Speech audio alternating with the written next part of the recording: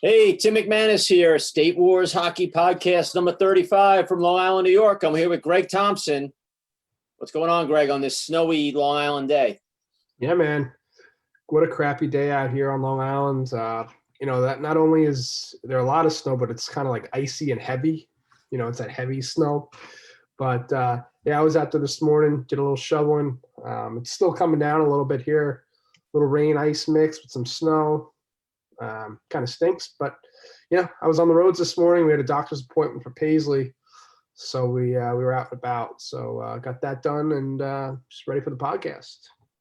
You look like you were out hunting for dinner tonight. Were you guys looking out for some rabbits today or something? What's going on? I'm surprised you can even see me right now, Tim. Yeah, I only see you from the neck up, actually. Yeah. We're just kind of hanging out. Poured myself a nice little glass of vino and getting ready for the podcast now, baby. Nice. Yeah, we got a great podcast today. We have our buddy Robb Woods, known from Roller Dad News, Instagram fame. So I'll have our buddy Robb on. It'll be fun to turn the tables a little bit on him. He's interviewed us a few times, so we'll get him on the hot seat a little bit today. So I'm excited for that, to have Robbie on. Haven't seen him for a while. He was at State Wars, of course, but didn't really see him much there, between the two rinks and a lot going on and masks and whatnot. And have that same one-on-one time with everyone. So I feel like the last time I really spent a lot of time with Robb was that Huntington Beach trip, which was our last major tournament during the year before State Wars. And he came out early with us, worked the tournament, and basically had a roller hockey fantasy camp day with him at what was the name of that bar we were at? Mutt Lynch's? Mutt Lynch's, yeah. So drinking big boots. I wish I had one of those big boots of beer right now. Oh yeah, it was the big guys. Yeah. Yeah. Plus, it's kind of tough to see Robb sometimes. He's a small little guy, so he's tough to find and spot out sometimes. But I got to ask him on that picture we put up with him today in net. I'm looking at that picture and I'm going, all right, am I going top glove, top block, a 5-hole here? I feel like I got so much to choose from in that. So we'll bust some balls about that stance in a little bit when he comes on. Yeah, but have you seen him play, Tim? He's a good goalie. No, he is. Goalie. Yeah, he can still play the game and those quick little guys, He's intense too. What? Those quick little guys you got to worry about. Yeah, exactly. But he's a character, and we had a good time in California with him, and all the sponsors came out, and Joe Cook and Rob Chernobyl and Siebel, and had a good time. So that was. He was smiling ear to ear that day. So we're gonna ask him about that day. I know he that was one of his top days, I'm sure. Yeah, for sure. But what's going on? Did you plow this morning? Did you do some? Yeah, I got out there. I'm not a big early morning guy, so I probably got out there about 9 o'clock, and I was out there till almost about noon. Had the blower out a little bit, but it's hard with the snow blower when you have a house because there's only so many areas. Like when you can make a nice run, it's fine. But I have an old my snow blower is probably my parents gave it to me when I bought my house, and they had already had it for a few years, so it's probably almost 20 years old. Yeah. So we get stuck, and it's not one of those ones that you almost have to make 2 laps on a decent amount of snow. Sometimes I feel like a snowblower is more work than it is help. Yeah. But, I got the shovel out. I always go crazy. I do the whole side. A lot of people just do a path on the sidewalk. I try to be like Michelangelo out there. I'm like doing the whole driveway, the whole sidewalk. I want every inch of snow off. I even do the snow in front of the house so the plow can't knock more back onto me. Doing the backyard. Then meanwhile, my kids are running out, having a snowball fight, getting snow everywhere. And I'm turning into my dad screaming at them. Then it kept snowing and then it covered again, not fully, but I know it's just snow on it again. Yeah, I'd love to see the ring videos for that video of you yelling at the kids. Oh yeah, there's been some good ones lately. Not a Tim yelling at the kids, but just some other stuff, which is pretty funny. What's funny is I don't know if I have it on the ring. I'll check, but the neighbors, they came over, a couple of boys, and they're like little rascals. And they come over and they're throwing snowballs at my kids. So I'm going by with the snowblower and I'm aiming the thing to hit them as they come by with the snowblower. So it's pretty funny. Mike's kids? Yeah. Yeah. Funny kids. Good day. Actually, it wasn't that bad. I mean, I actually always enjoy doing that.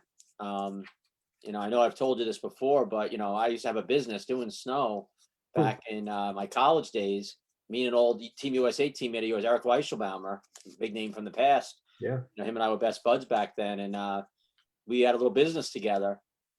And we would go around to all the nicer neighborhoods. And we didn't have a snowblower, just shovel. and we would get, 50, $60 a pop a house from some real nice houses. And we would go out in the morning and be out there all day and night and come home with a nice penny. And I used to love it. We looked forward to snowstorms, and I feel like back then it was more snow. Yeah, it definitely was. So we would get like 5 or 6 days, and usually in a winter of that. And feel like I was a man before my time with that. Like there was no Facebook, there was no real social media, so all we had was AOL. So what we used to do is I would do a search in AOL of everyone like in a town, and then I would just send out a blast message about anyone needs snow shoveling removal done, contact us, and I would get a bunch of emails, and we'd have appointments scheduled. And then when we started getting people, I booked them for the next snow, and they would just book me or us, and then just say, come next time, and we'd have a list. And before we knew, we had a bunch of people. And it's funny, every year when it snows, like I don't talk to Eric much anymore, but when something like this happens, a big snowstorm, and I shovel, I usually send him a text that day, and we go back and forth about the old snow removal days for a little bit. So it's funny. That's pretty funny, man. The old Can you picture Eric shoveling snow? Yes and no, just because I know he's kind of like, he was like a hard worker, like, landscaper and stuff like that. But yeah, I would think so, maybe. But he's a character, and I could see him just kind of big boy, like scooping up this big guy, But yeah, no, that's cool. I can just picture you on AOL, just kind of getting your name out there and stuff. That's pretty funny. But yeah, you don't see too many kids these days kind of walking around and earning a penny. Yeah. I I saw remember 3 kids walk by today, and I thought maybe they were doing it, but they had no shovels with. I guess they were just going to play in the snow. Yeah, probably. Yeah, I mean, back in the day, I remember like fundraising stuff like that. We'd be selling candy bars. I'd be up at every house just trying to sell candy bars and stuff like that. You don't see that stuff anymore. No, Usually it's a lost art. parents on social media just selling them. It's a lost art with kids. I know a couple of years ago, my older daughter, she was probably, I'd say in 7th grade at the time. She's in 9th now. Yeah, I remember. I actually remember that. Yeah, and she was doing, I forgot what it was for her soccer team. They were doing a fundraiser to sell these. It was basically like to be in like in New York State, they do like the lotto every night, and we were selling tickets for numbers or whatever it was. But anyway, I remember each kid had to sell X amount, and my daughter had come to me, and I said, all right, go down the whole block, hit these people. And, I know I could sell all of them for her, but I'm like, she's got to learn, Yeah. And my wife and I kind of argued about it because she was like, I don't want to go neighbor to neighbor. Like, it was almost like she thought it was like asking for money, and she didn't like that. And then she thought, she don't even know all the neighbors. I just going to ring the doorbell. It's weird. Like, and I'm like, wait, I go, it's a skill set. And I feel like kids today, and even becomes adults today, don't have that skill set to talk to someone one-on-one, kind of like we're doing right now, because they've never done it. And I was like, you know what? I want her to ring the doorbell of someone, introduce herself, introduce what she's selling, why she's selling it, what's it about, explain it, and whether they buy it or not. I mean, she's a cute young girl. Like, I'm sure they're going to buy it anyway for $5. But if they don't, that's fine. But at least she's learning that. Not that I want her to be a used salesman one day, used car salesman or a door-to-door salesman. But let's face it, life's all about talking to people and personality and selling yourself a little bit. Even when you go to the dentist, if your dentist has got personality, you like them more, right? I mean, everything's about that. So I think it's a good skill set to have. So I wanted her to go around and to at least to a few people and do that, and have to explain it and talk to people, not just be on their phones where they text one word answers to everyone and they don't learn to communicate, right? So I think that's, to your point, you don't see a lot of kids walking around doing that. I mean, how often does your doorbell even ring nowadays? I mean, just when the Amazon packages come. Yeah, that's about it. Take the Christmas holidays out, your doorbell never rings. I mean, if your mom's coming by, she probably tells you beforehand, so you know she's coming, you're waiting for her. But how often is there like a surprise ring at the doorbell? Never. I know that comedian Sebastian Maniscalco, he's got a great bit on this where he says nowadays, when the doorbell rings, everyone drops to the floor and they're all like looking around like, well, is that? Who's here? Like, shut the lights down. Like, it's like crazy. Whereas a kid, like, that was like the norm. You got excited when the doorbell rang. Mom always had a cake ready for guests to come over. And, can't touch that cake, he said, because that's for guests when they show up, But it's so true. It's very true. You should maybe, I don't know if we could post that link on our Facebook page, but The language is probably a little too much, but yeah, people should check that out. That was pretty good. Oh, Sebastian. Yeah, Oh, he's great. yeah, that was He pretty doesn't good. even swear a lot. Like he's one of the few Yeah, guys now that he actually does real world stuff with families and just makes you laugh. And he doesn't use a lot of swear words or anything. I think he's just funny. He's different than most comedians now. Doesn't talk a lot about, too many R-rated topics, I wouldn't say. yeah, or X-rated, right? Steve Hukin says here, GT rocking the Peloton. So should we let Steve know that thing hasn't been touched since you got it? It hasn't been used yet. A little birdie told me I was getting some shoes for Christmas. I think they're already wrapped. I think over there. But yeah, I'll be all over that thing. We'll Joe see. Simpson, yo, Greg, you hunting rascally rabbits? He wants to know. I think Joe's drinking again, Greg. Yeah, cheers, Joe.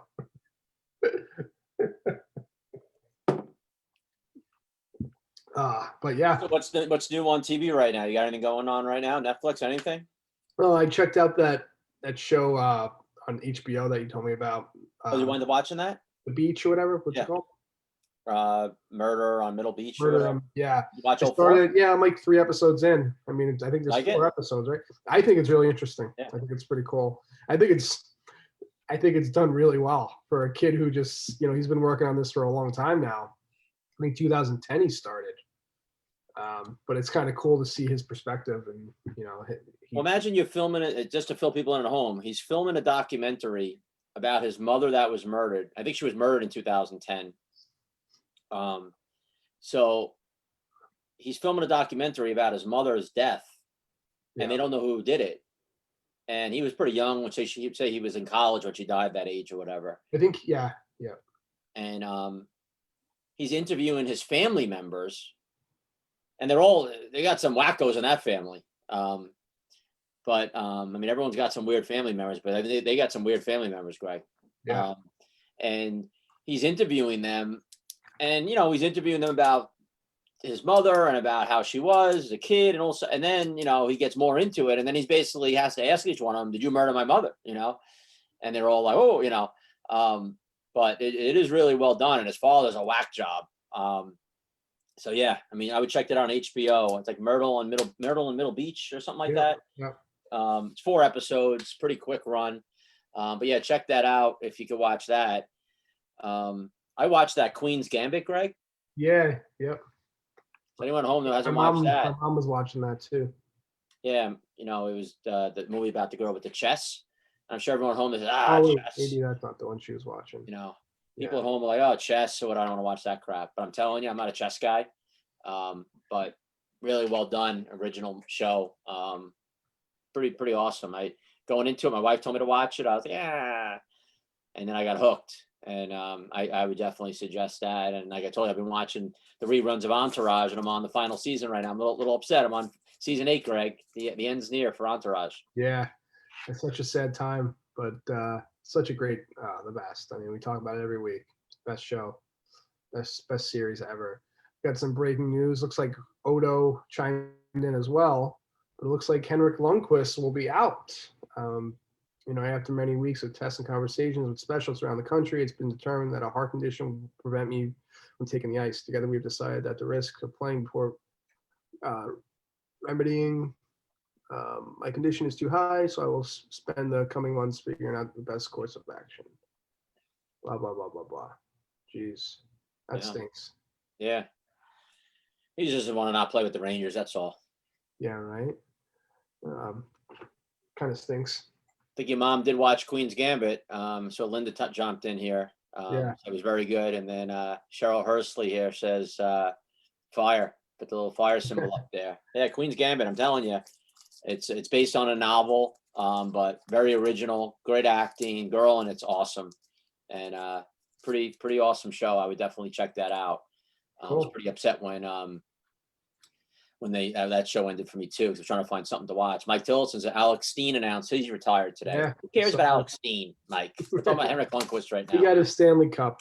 Yeah. I saw Steen retire. Not everything's about St. Louis. These St. Louis guys think the world revolves around St. Louis, Greg. You lived out there. Yeah. The The Undoing. Yeah, my mom brought up The Undoing. Average at Well, the best. last time I wasn't a fan. Yeah. What about there was another show on Netflix. Amy's watching the Crown or about Queen Elizabeth or whatever. Yeah, I've watched that. That's this now. I think is season Yeah. 4 or 5. Yeah, Started that. yeah, it's a good show too. That's Yeah. I don't know how many history buffs we have on this. I was On gonna say this there's a lot of podcast. history in that. If you want to learn about the royal family, that's a good show to watch for sure. I heard there's a lot of exaggerations and stuff that makes it more entertaining, but Of course, like anything else, right? yeah, no, it's pretty. That's another really good show too. It's like a Ryan Carey story, Yeah. But yeah, excited for today though. Robb Woods, I see he's in our waiting room. We're gonna bring him on in a couple minutes here. Team Colorado player as a kid, and now still playing. Involved in Pie-Har out there. I know he plays and started his Roller Dad News. It's a great Instagram. It's a I guess, is that considered a podcast too, Greg? Roller Dad News. Roller Dad News does it all. They have obviously a podcast included with RDN, Roller Dad News. But yeah, I mean, they're not exclusively podcasts. They do some podcasts, not video, but more like an audio podcast mainly, right? Yeah, they they're on cover Apple everything Music, roll hockey. Spotify. Yeah, and they do some visual type stuff. So it's pretty cool. All right, awesome. Let's get Robb on here. I guess no reason to wait. He's in here, and let's bring him on. Hold on, let's get Robb.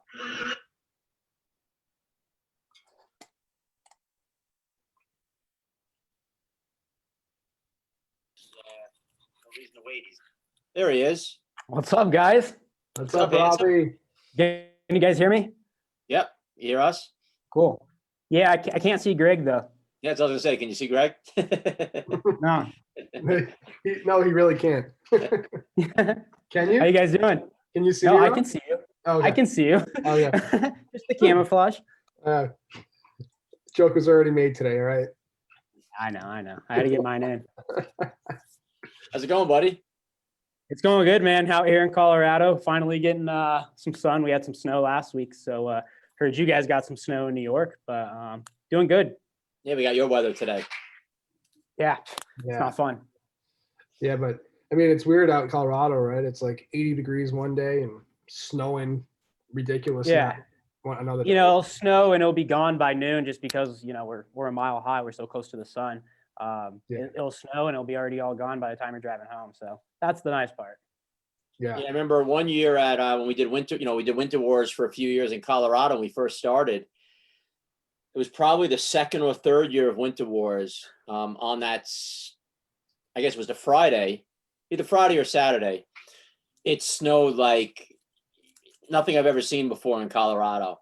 And I was worried about getting the games in because we had teams that's when Ralph Souter brought the Florida Scorpion team out, Greg. Yeah. And we had teams from British Columbia coming out and whatnot, in California. Mm-hmm. And everyone got in, but it was, I got pictures somewhere of it. I'm looking now, yeah. Yeah, just the snow was unbelievable. And then the next day, it was like, you didn't even know it snowed. The sun came out and the snow was gone, but the roof leaked in about 4,000 different places. That was the only problem in RMR. So it was leaking all over the rinks because of the snow that was melting on the roof. Remember Andy Zinski up there, he had buckets hanging and all different spots on the roof, on the ceiling. You'd see hockey sticks across beams with buckets hanging from them. I'm sure you've seen it, Robb. Oh yeah. And all different spots where all the leaks were. It was crazy. That's a real Winter Wars experience right there. Oh, 100%. The best yeah. picture I got, but yeah, this is. No, I remember that because it's March, right? It was in March. Yeah. Yeah, I mean that's like one of our snowiest months too. So it was. I remember that it was a real Winter Wars experience. It could have been end of February, but at the end of February, beginning of March. It was that period right there. Mm-hmm. Yeah, because we went skiing, Greg. A couple times we went out there too. But my first time ever skiing and almost killed myself was in Colorado. The man himself, right here. There's Skinsky, Andy Skinsky. Yep. He's still there. Yep, him and Tina. Yep, he's a good guy. They're awesome. Yeah, no, he was great for us, and we hated even leaving RMR. We wanted to go to Huntington Beach, which was a good move just for teams and the way the sport is. But we love being at RMR. I mean, they still have some of our banners. I think they may even have some of our dashers up on the one rink still. Yeah. There's winter but wear yeah, stuff still there. yeah, it was a great. I think they have the one on the floor when you come in. They had something when I was there last time. Yeah, Well, they cleaned big it up a circle. little bit. They Yeah, did. They put a new, like, right where you walk in, that's kind of like there's a whole new entrance area. But they used to have a circle winter wars thing right there. Yeah. The good I old remember that days. roof leaking though, Greg. That roof. Oh. Oh man. But you look up and there'd be 55 buckets hanging from all different hockey sticks up along the roof and the ceiling. Harps and yeah. Yeah, it was They did a pretty. good job though. Andy was really hands-on though, so helped out big time. So what team did you play with back then, Rob, on like Winter Wars, like locally? What was the team you would have played with? So probably at that time with the Kodiaks, Colorado Kodiaks. I grew up playing with the Stallions under CJ Yoder. Did tour Stallions for a couple of years. Then some of my team switched over to Colorado Kodiaks, where Dave Fromm coaches. So made the switch over there. And at that time, that's where it was mostly Kodiaks, I would say. Colorado Kodiaks. Made a team called Team Universe one year and entered into it. But yeah, Kodiaks for the most part. Yeah. Okay. And you started playing your early days at SWH? Yeah, so I started, at Skate City, where Kevin works now. That's where I learned to skate. Where I think most of us in Aurora, Colorado area learned to skate. We played there. They have a good program there where you can play.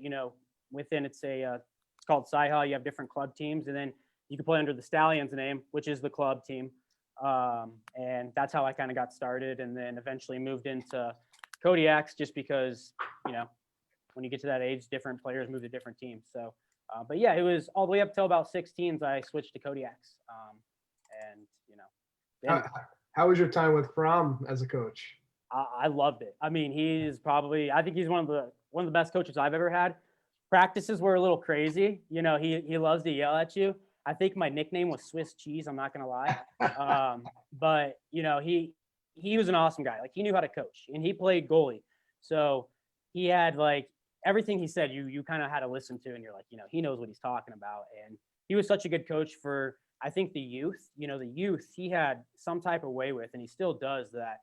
He just, these kids just listen to him so well, and they do the systems. And I really loved it. He treated it like a real club organization, how it should be. And Stallions was exactly like that too. But Frommer was one of a kind. I love him.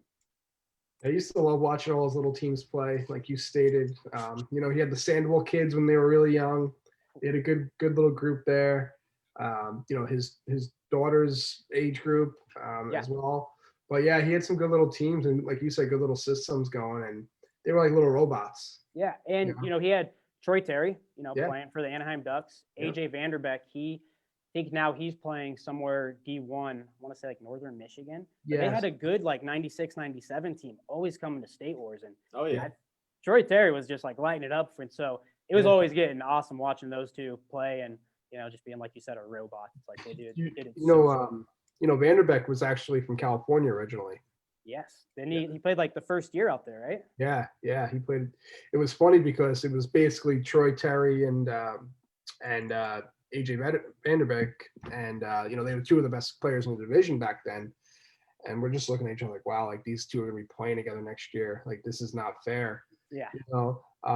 But yeah, I mean, I remember, Vanderbeek came in, Cali kid, he had the blonde hair, he had all the old mission stuff, like the brand new mission stuff, like the pink stick and the white skates. It just seemed like a typical Cali kid coming on over. So that was pretty cool. Yeah, no, getting to, when we played under the Kodiaks organization, we practiced a lot. And those kids, watching them at practice, it was just the coolest thing, because you're like, these kids are going to be like, they're going to be something. And now you're watching them in the NHL. Yeah, it's crazy. Yeah, it's sick. Well, that's crazy. Like, Troy Terry wasn't even their best player those first years. Like, Vanderbeek was like the golden child on that team. Yeah. And then the other kid that made it the NHL from out there, he was on that group, and he didn't even Brandon Carlo. He wasn't even like a factor. Really, I remember those couple of years. You didn't even hear his name. It's crazy. Yeah. So Carlo. Go ahead. But he was on the second team a lot of those years. He wasn't even on the top team. He was always on the A team for '96, and I think as he got a little older, he started making the jump over to the the AAA team. But first couple of years, he was on the single A team. Yeah, he was just so big for his age, and then once he like filled into his body, it was like game over, and he completely took off. I mean, in the Stanley Cup Finals. And but yeah, Colorado, that age group, that was fun to watch because they had a lot of talent, and going to watching them at State Wars, pretty awesome. Yeah. Now, Rob, have you been able to get to any Denver games? DU games? Yeah, like, are they allowing people to get in there? Or No, so I think right now they're doing it in the pod, like in I want to say, where is it? Omaha. I think it's like they have like the whole conference is there, the NCHC, and they're doing it there. I would love to because I want to see Mayhew play. yeah. But I went to a game when Troy Terry was going there. There's a lot of roller players that have gone through there. Jared Rezegi. He didn't. I don't think he suited up. I think he had he had something wrong with medical in his head. So, but I know he was going there. So like, there was, going to those games are fun. Even Mikowski from our team, he was captain. Yeah. It's actually crazy. So it was like 2010. I was going out to California, and I was staying with Daniel Illinois, and he was there, and I was talking to him and everything, and he never even said he was going to DU. Just so humble, so cool, like the nicest guy. I'm like, yeah. So like, what are you doing in life? And he's like, oh, I play at DU. I'm like, oh, you play at DU? And like, that's pretty wild. And yeah, I remember him playing the Snipers. Yeah. It's they were those games are fun though. Those DU games, they get going. It's a small arena, and it's kind of high, so they're on top of you. And it's I think college games are so fun because you get the band involved too. Yeah. And I think that's pretty interesting too. Little Mighty Duck days watching those. So Student it's cool. section. Yeah, exactly. And he was captain there, right, Greg? Yeah, he was captain for a couple of years, I think. So Yeah, pretty he's a stud there. Pretty neat. Here's a good picture I want to share here. So Rob, Let's see this. your first year was 2009 at State Wars. So here's a shot from actually, this was your first game ever played at State Wars, 2009, 91s, playing against Alberta. Oh, yikes. That team was sick. Yeah, you guys, that first year for you guys, I'm looking here, in the round robin, you played Alberta that first game, you lost 2-1. Then you lost to Pennsylvania 3-2. Then you tied Texas 1-1. And then your first shutout, 1-0 win over Ohio, 14 save effort for Robbie Woods that first year. So you guys I think that was my last shutout too, to be honest with you. Like, I'm not joking. That's funny. That's pretty cool because I remember that, when we went with that team, those were the Broncos jerseys, and we were we were like, who are we gonna get? I think that was our last year of having the 91s until you moved into like Juggernaut. Oh man, look at that. And those Canadian teams were so good though. Like I remember playing the Alberta team. They were just so fun to play. And there wasn't they weren't super talented, but the way they played together was just insane. Like it was just the hardest team to play. Look at that focus, Greg. You can't teach that. Nope. You're making me look good. Some awesome pictures though. Yeah. Good photographer. Yeah, no, we I found a few good ones here. I got some there from the first year. And then, so that year, 2009, you guys got knocked out in the playoffs, played Alberta again and Ontario, both knocked you out. So about those Canadian teams. And that might've been the first year the Canadian teams played at State Wars. That was in Cincinnati, Ohio. Hey, let me say something about that team too. Because I think it was the Alberta team. I want to say it was either the 91s or the 92 teams. But they were really good. They were good teams. And they went out to like Goodwill and they bought all these like just the funniest attire and showed up for their playoff games or maybe their championship game wearing like the goofiest, stuff. I was like, man, you got to give it to these guys are cocky and they're winning. So, but I remember playing them because that was so funny. I'm sure you were chirping them. Oh yeah. Hey, I heard you talking earlier saying, I'm a little feisty guy. I will not deny that. That's 100% true. Yeah. I've seen Rob flip out a couple times. Oh yeah. We played you guys in Pi Ha finals for the Sting. So yeah, a couple times. Yeah. That was I was talking to Tim yesterday and you were on the Prowlers when I was on the Southside Snipers, correct? Yeah, was that when you guys were from St. Louis? Yeah, you guys came to St. Louis. No, so I wasn't on that at that point. That was I think Yingling's team because they were still in Pikes Peak, I want to say maybe. Yeah, no, he wasn't on that team. Okay. It was the goalie James. He was an older guy. Reisenhover. Yes. And then I thought you backed him up for some reason. Maybe it was Corey Walters. It might have been. The year after, I know you guys came to Colorado and we played you guys. I'm not too sure if it was that if I went there, to be honest with you, but I didn't play in that. Okay. Yeah, because it was like Sexton and Kettler and them. Yeah, we went to Colorado, but a couple of us had WHF tryouts, so we didn't go to Pi High finals. Okay. A little more important. Yeah, at the time. Yeah, no, it's in 2010, Rob, you guys played junior AAA at State Wars that next year because you aged out from the 91s. And you guys, you did a little bit better, in junior AAA. The first game you lost to Jersey 4-2. Then you lost to Illinois 5-1. But then you beat Pennsylvania 5-2. You beat North Carolina 5-1 to get into the playoffs. And you beat Florida 5-4, a close one in there. And then you wound up losing to Jersey again, 4-1, who wound up winning the gold medal. I think you lost them in the semifinal, that 1-4 game. mm-hmm. Any recollection of who the goalie was from New Jersey that year that beat you? Yeah, Chinny. Yeah. Right? Yeah, I remember those guys because it was Mike Campanero. I'm pretty sure Yeomans was on that team. Lucente. And they played for the Gladiators. So we would like have a little battle with them. And when we got to play them at State Wars, we're like, oh, this is gonna be fun. And we played them in the round robin. And I think Wes Schaefer on our team got in a fight with one of the guys. And Wes is gonna be embarrassed about this, but this was the funniest thing ever. So they get in a little tussle in the corner, and Wes's mom comes running down like the side of the rink and banging on the glass. And we all got chirped for that. Everybody was chirping us like the next game. The New Jersey team's like, "Where's your guys' mom?" And we're like, "Oh." But yeah, that team was good. That New Jersey team, they had a really good team. They won that year, I think. Yeah, they did. Yeah, and Chinny was out lights out. Yeah, Mike Keating was on that team. For them, Nick Allison, Greg, Jimmy Redstreak, Timmy Fulton, Captain, like you said, Yeomans. They had a good squad. They had a really good team. Yeah, that's a good team. I always loved the Schaefer family, actually. A good family. Yeah, they're the best. I love Wes and Owen and Colby. They're great. They're good guys. Yeah. Then the next year, 2011, you played junior AAA again. You and your cohort there, Kevin Dwyer, split it there. And we had talked about this when he was on that year.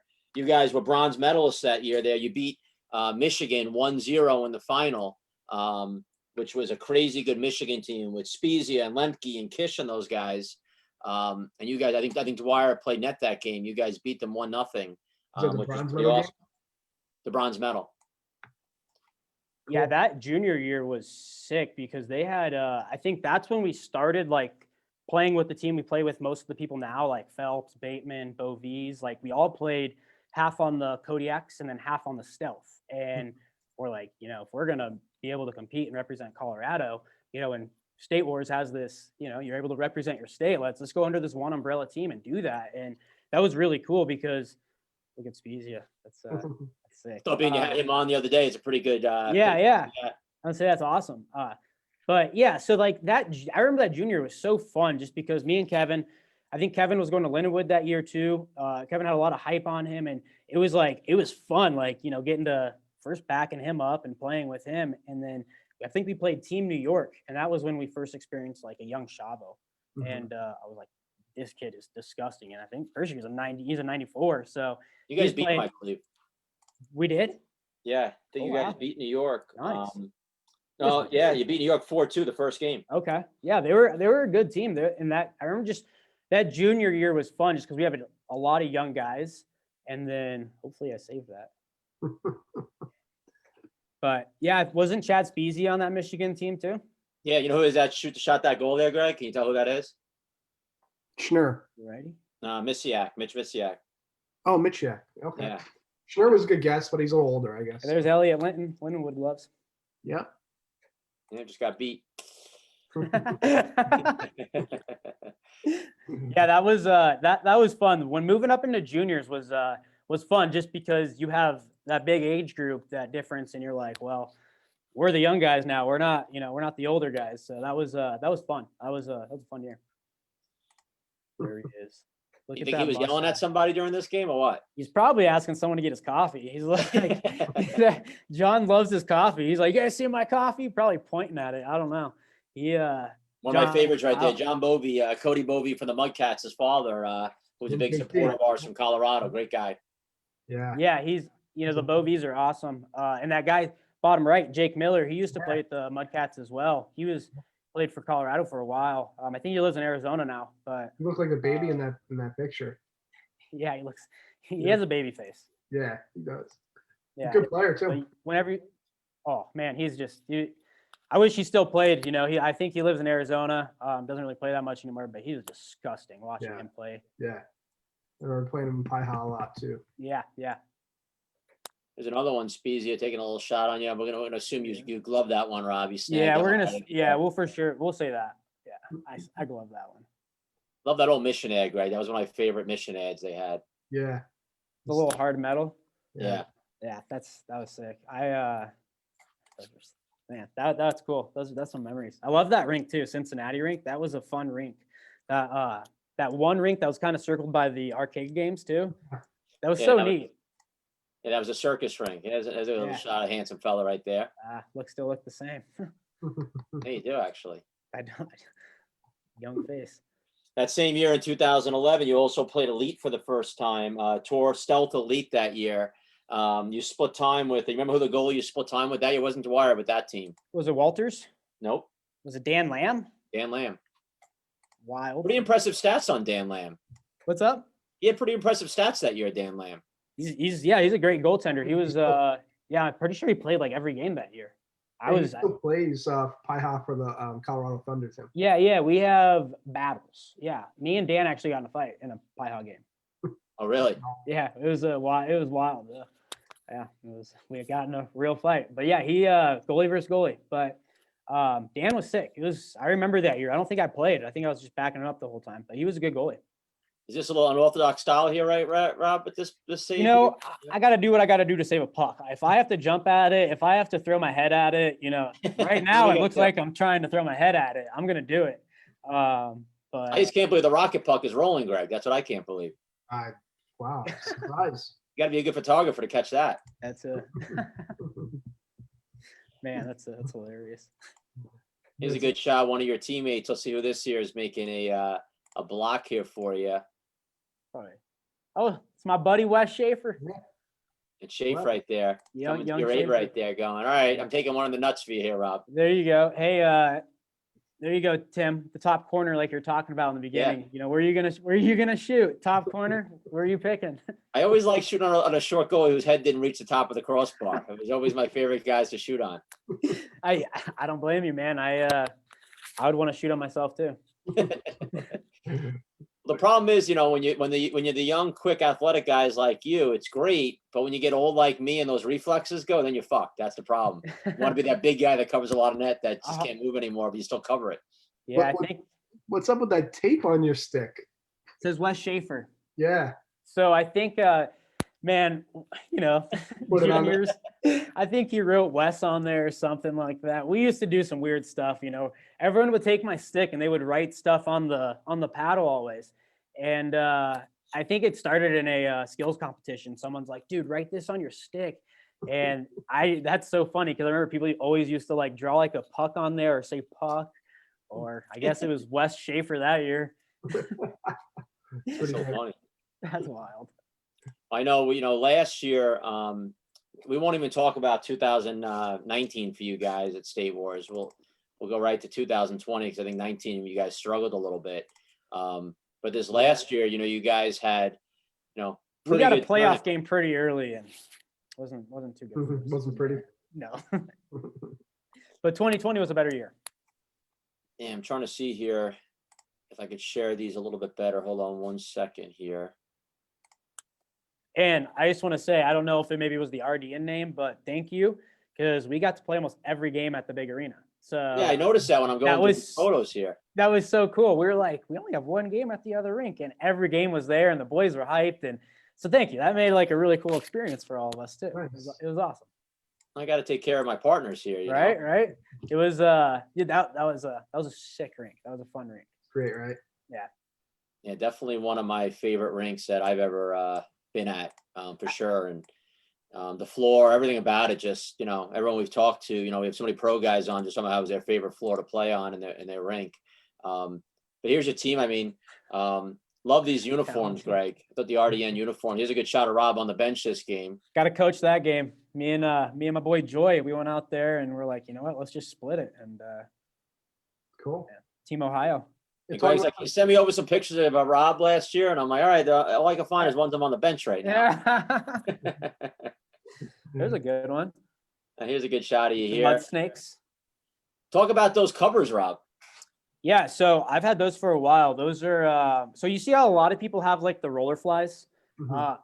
Those are sick. Those are awesome. A lot of people are using those, but whenever I use them, I just felt like it was like I just over pushed sometimes, and it was like it's a big push. I started using. I found those because ice goalies would use those, and when they were just training, on like the like synthetic ice type of stuff. Yeah. So I bought those. I think they're like $40-50 a couple of years ago, and tried them in practice, and they're just like the absolute perfect. Like doesn't give you that much sliding, but when you go down, it feels like you're kind of playing ice, and you go down on a nice butterfly, and you can kind of slide a little good, and you don't go like over push yourself. It's just I've just found those to be perfect for me instead of the roller flies, which I absolutely love those. And my Okay, I think one year one of the Alberta kid goalies used those. You remember that Yeah. one year? I mean, Yeah, so- all the Canadian goalies used to use them. Yeah. Yeah, you're right. It was his. I think it was either his grandma. She would make them for every year, and he had like 3 or 4 of them. Yeah. Like every year he'd come back, and it was like. Then he had some when he'd go to different tournaments, but yeah, those were sick, and that was kind of when I was like, man, I would love to try those, and yeah, those are awesome. What do you think here, Greg? Does Rob come away with this poke check here, or does he get smoked for a goalie? Let's put some bets on this one at home. I like to say he stopped that one. I remember Either this. Rob. I had to have stopped this one. I'm getting it. Running close here now. I'm Warrior bound- stick I'm versus getting it. Warrior stick. Warrior versus Warrior. That's a good Warrior ad. There we go. Yeah, There we there's the go. one. Poked it away there. Either that or he flipped it over your stick. Let's see one more here. Oh, So still there. Look at the eyes. I'm like, we got it. There's We're goal. Townsy. focused. That's awesome. Now, Rob, talk about the division, the senior AA division. I mean, it's a pretty deep division, huh? It is so fun. When we went there in, I think you were saying 2018 or 2019, we were like, we brought a pretty good team. We didn't probably bring the best of team. We were like, we'll grab some guys here. We'll get this guy. He hasn't played roller in a while. And we go there and we're like, well, that was not the best year at all. 2019, we just completely blew it. And we're like, you can't come to these tournaments and just expect to do good because these guys are still wanting to play, try to get to pro or just they're still playing at a high level. They're playing to come play hockey. And it is a deep division. You're allowed to have one pro player that plays. So that's a lot of help. And it changes the whole dynamic of your team. When you're playing, Okada for Ohio, Cadiz playing with Palma, those teams are a lot different team than they would be without them. You have Novak with the Mud Snakes too. Yeah. So it's a fun Foxy- division. Foxy plays with the Jersey guys. Yeah, Fox plays with them. And, some of those guys, they used to play pro and now they're just aged out or, they just don't take it that serious anymore. And that's why they play senior AA, but it's a very fun division. It is. There's definitely some guys in this division, Rob. I've always said it that could play pro. Yeah. And I would make an argument that this AA division in other tournaments, some of these teams could play pro. That's how strong this division is to me. I would agree too, especially with, that Palma team is pretty much their Palma team they take to other tournaments, Mm-hmm. maybe minus like Kocher that can't play with them because we're in Yeah. this, but that Palma team, they can play that's predominantly all California team and they can play pro. They have a great goalie. Was it Nevin? Nevin, yeah. Yeah, Nevin, when they have Cadiz playing with them, that Car Shield team, that team plays so well together and half of them played at Tours, correct? Yeah. So yeah, and obviously with the snipers, but I think you're right. I think a lot of these teams can compete. Even that Floss and Sauce team, that team was quick. They were a good team. They come to play. They knocked out Palma. Yeah, exactly. Yeah, we they're a fun team to play against. But yeah, this division's one of the funnest tournaments I go to, and like in all of hockey, playing 8U all the way up, that is such a fun tournament to go to because you're with your friends, and it's you take it serious because these other teams have pro guys on it, and you kind of want to show up against them. You're like, oh, I'm playing this guy, so let's see how we can do against them. So man, it's the funnest. I love that division. It's really fun. Who did you guys have for your pro player? Was it Bovee or So we had Caden West- Riccardi from Tour. Yeah, so we had Caden Riccardi from the Tour Roadrunners. Great player.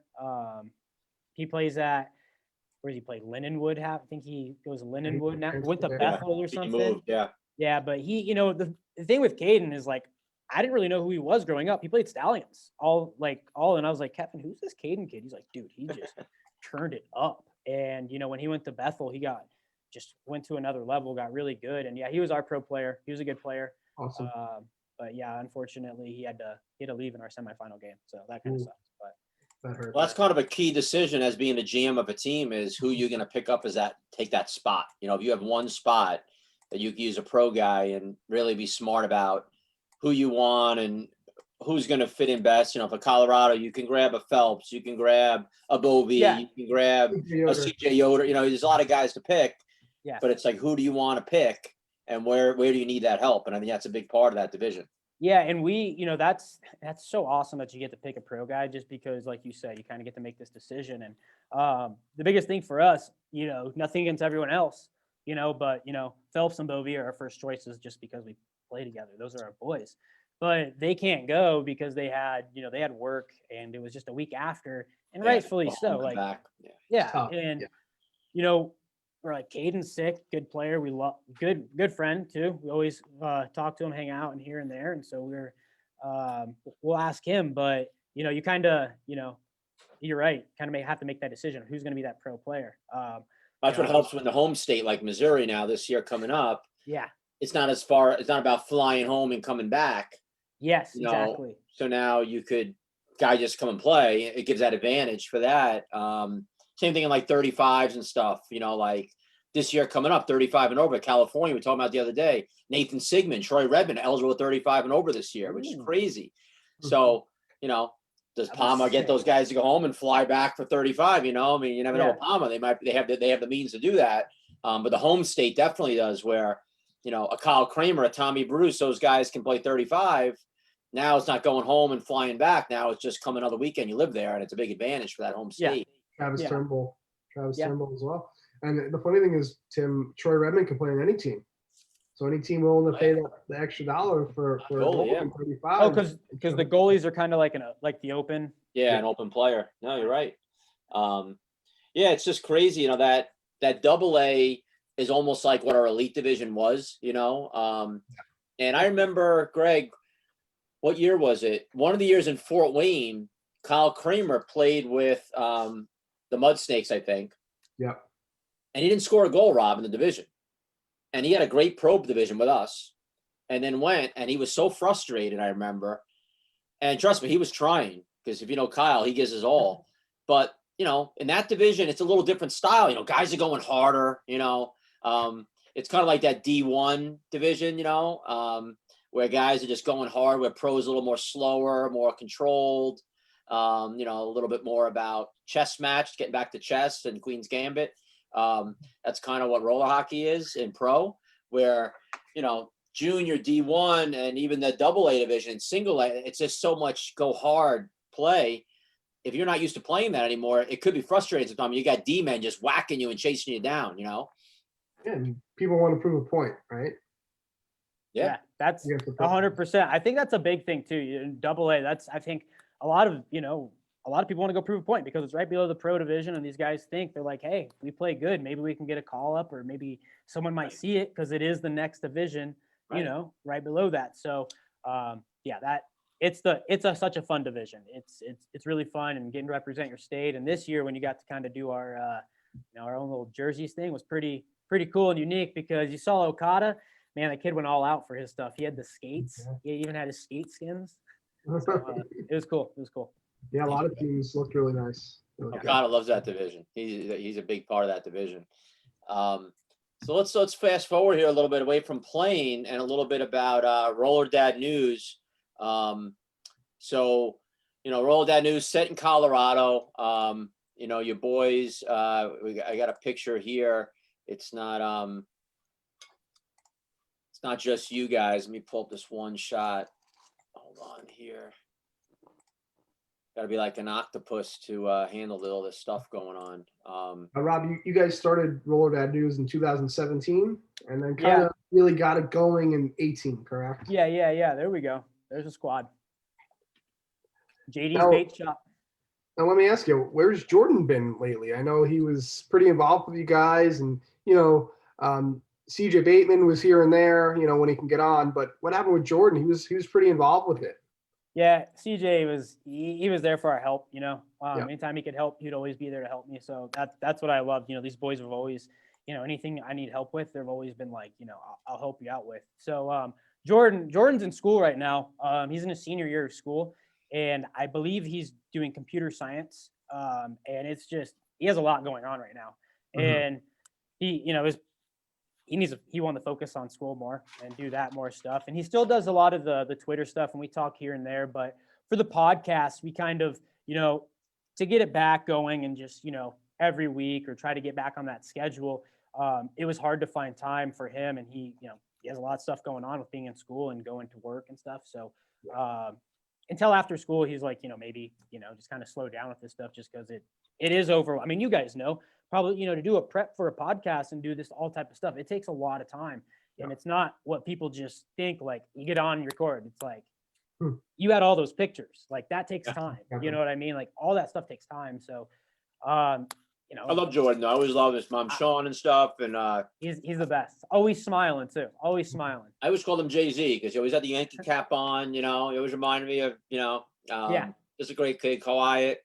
But I always thought when you guys started, like the name of the company should have been like 3 guys in a goal or something, or a net, because two you guys. got 3 goalies running this thing. And what's the odds of that in Colorado? Right? Yeah, and that's everyone always asks, like, why do you guys have so many different goalies there? Like you guys always have, like, you remember Devin Sherwood, he was a 91, we had a ton of different goalies out here. But yeah, I needed something when I started Roller Dad News. I was like, what is a name that's gonna kind of like, represent what the roller world, like Roller News, and I go on the line and see it's taken, you go into these different things, it's taken. I was like, well, like, let's think of like a cool term, Right. like what are people talking about? And I was like, Roller Dad was kind of like, people said it, but it was, it's someone that just loves the game of hockey. That's, lives, breathes everything hockey, they're a Roller Dad. They're at the rink, like a rink rat, but a Roller Dad. Yeah. I love it. I was like, you know what? Let's just do a Roller Dad News. And we're like, sounds cool. I remember coming up with State Wars name, same thing. Like your head just trying to figure out a name. It's not easy. How did you guys think of State Wars? I don't mean to ask, flip it on you, but how did that even come about? Yeah, it was just, I love Star Wars, so just kind of played off that a little bit, Okay. And then we obviously had the states playing against each other, so just kind of made sense, Remember just Nice. the name just clicked one day, like, wow, that's awesome, Yeah. But yeah, no, you guys started a great thing there, and you guys always do a great job. And Kevin, we had him on the one time as well. So again, another goalie from Colorado. It's just what I love. What you guys do is you guys recognize that this sport's everywhere, and it's not just the State Wars or the Narch or whatever. Here, you're talking about games being played in England or in Italy or in Namibia, like wherever it is, there's something going on. And you guys, I can't even imagine how much work that takes, just figuring out all this stuff, and just showing the sport on an international level, which, the only place I've ever seen anything like that is with you guys. And then at State Wars, seeing these teams playing from around the world. Other than that, I wouldn't even know that there was this sport even going on outside North America. So kudos for doing that. I appreciate that, and it's just, like you kind of said, you didn't know about that stuff. And that's a big reason why we started it, is because, Greg played over and was the Elite League, right? I played in Italy and Spain. Italy and Spain. So like there's leagues going on right now that people don't even know about, or how to get that. And I was like, man, that is so cool. Travis Noah's over there. Daniel Inouye, Escarcega was over there. I was like, man, like that is the coolest thing. And How do Nathan we- Sigmund still plays over there. Yeah, Sigmund. Max over there, right now. Yeah, and AMAC over there too. And Yeah, it's a sometimes. it's a cool thing that I thought, I think people should know more about this. It needs to be under one kind of umbrella, because I don't know when this tournament is or this tournament is unless I go to their website or I'm on your Instagram. You know what I mean? And someone from how am I gonna mess it Namibia. up? Namibia, they might not even know what Narch or State Wars or Tours is because they've only gone to State Wars. Well, again, now it kind of helps, oh, there's this tournament, there's this, and it kind of broadens up to show people, oh, there's more hockey going on, Easy with that, Rob. Sorry about that. But yeah, you know what I mean. No, I'm kidding. But yeah, these like you get these different countries that there's hockey in that, it's like now, oh, hey, there's hockey here. I didn't know about that. You can go to this, we have a website now. Yeah. And you can look at it and find that stuff.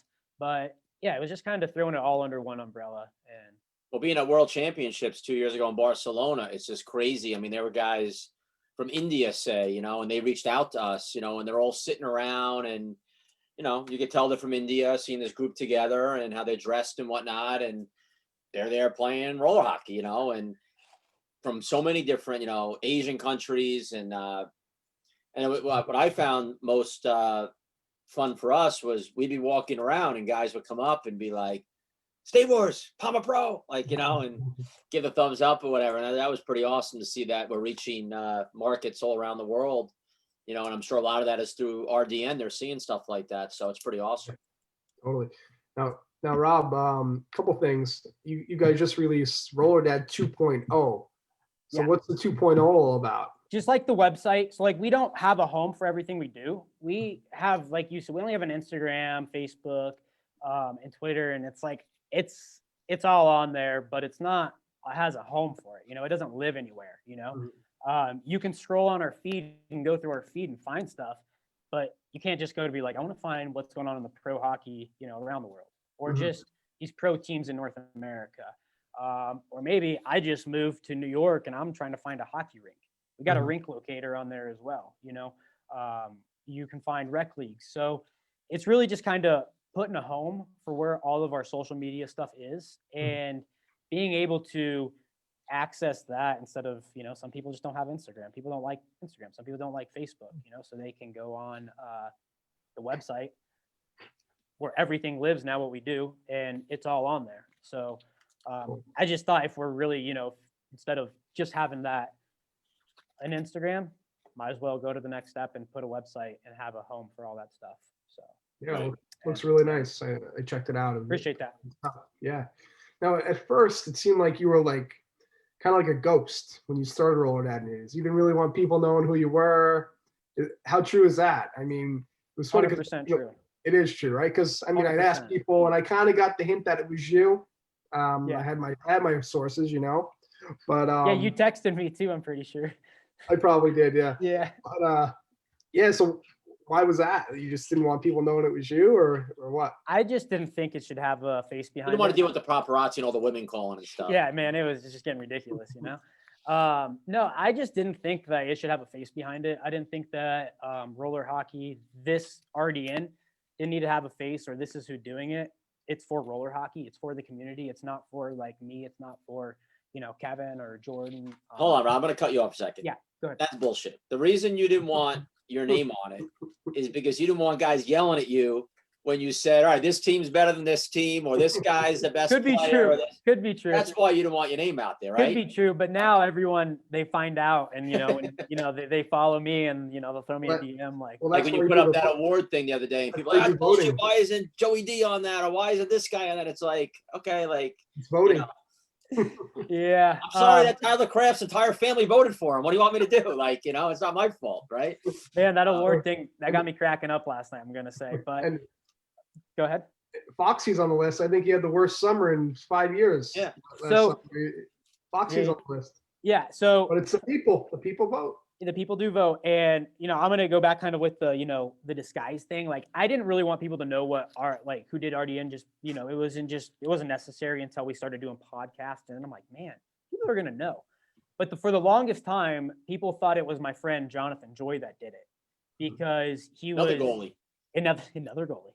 That's all I'm friends with is goalies. So he was out. You actually should have came on today in a goalie mask, but no one know what you look like. That would be pretty good. I should have. Like But a Jason mask. yeah, and these people would help me out in different areas where I couldn't get to, and they're like, "Man, I love what you're doing. I'll help you out." And I was like, "Cool." So people would see like, "Oh, you're in California. I'm not even in California." One of my buddies took a video, and I posted it on there. So it was 100% true. I just didn't think people. I just didn't really want to face behind it, and I play hockey still right now, and I get chirped about RDN in rec leagues. I think it's hilarious, but I was like, you know what? Right now, until it starts going up, I don't even care about who's doing this, and I don't even think some of my friends knew who it was because only two people. It's always hard when you put yourself out there. Like even with us, like when we started doing the pro games, you're like, all right, who are you gonna insult when you make a comment about how they played, or being the head coach of Team USA, I got to pick players, and basically, my opinion is this guy is better than that guy, and someone's insulted, right? Or anything that we do. I've had parents over the years mad about why a certain kid's on the poster, not their kid. It's like you can't win. So you just get to the point where you say, I don't give a fuck what anyone thinks. Like I'm gonna do it. Yeah. And if you don't like it, don't read it or don't log on or whatever. And let's face it, a lot of these award stuff, it is either a popularity contest or it's who just happens to have more people that check it out, right? I mean, 100%. Like I could look at that list and say, with the best players or whatever, like I can name, how was Travis Noah not on there? Or Nathan Sigmund wasn't on there. Yeah.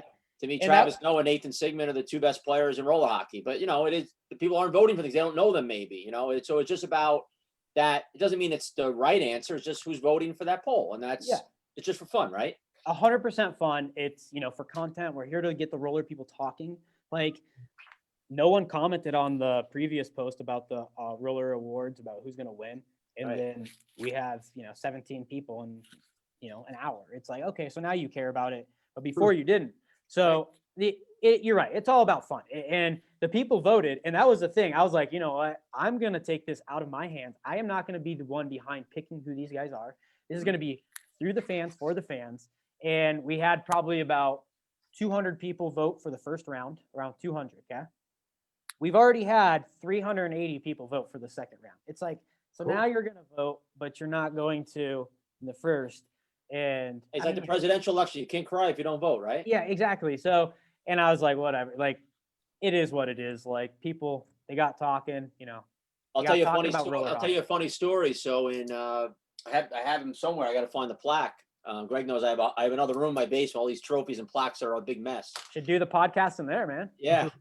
But it'd be a lot of Barbie dolls and stuff around there. I got Barbies hanging in trophies, But I think it was 1999, they had in Las Vegas roller hockey awards that was run by Inline Hockey Central, Richard Graham, who had run the website then, and same kind of. That was more of like a message board and all that kind of stuff. But they had an award show. You got dressed up. They had a big, thing, and I was there. And Snipers, we had won Team of the Year for our Bantam team or whatever. And we had won Game of the Year for a Bantam game against Detroit Stars that we had won in overtime in playoffs at Narch and Atlanta. And we and Mike Sanfrani, who had played for me at the time, he won Player of the Year. And I actually finished second in Coach of the Year to Walter Gretzky won it, Wayne's father. And not a big deal. No. And what's funny about it is I beat his ass head to head. We played in Narch that year and we whooped his ass, and he came up to me, shook my hand, like what a great team we had.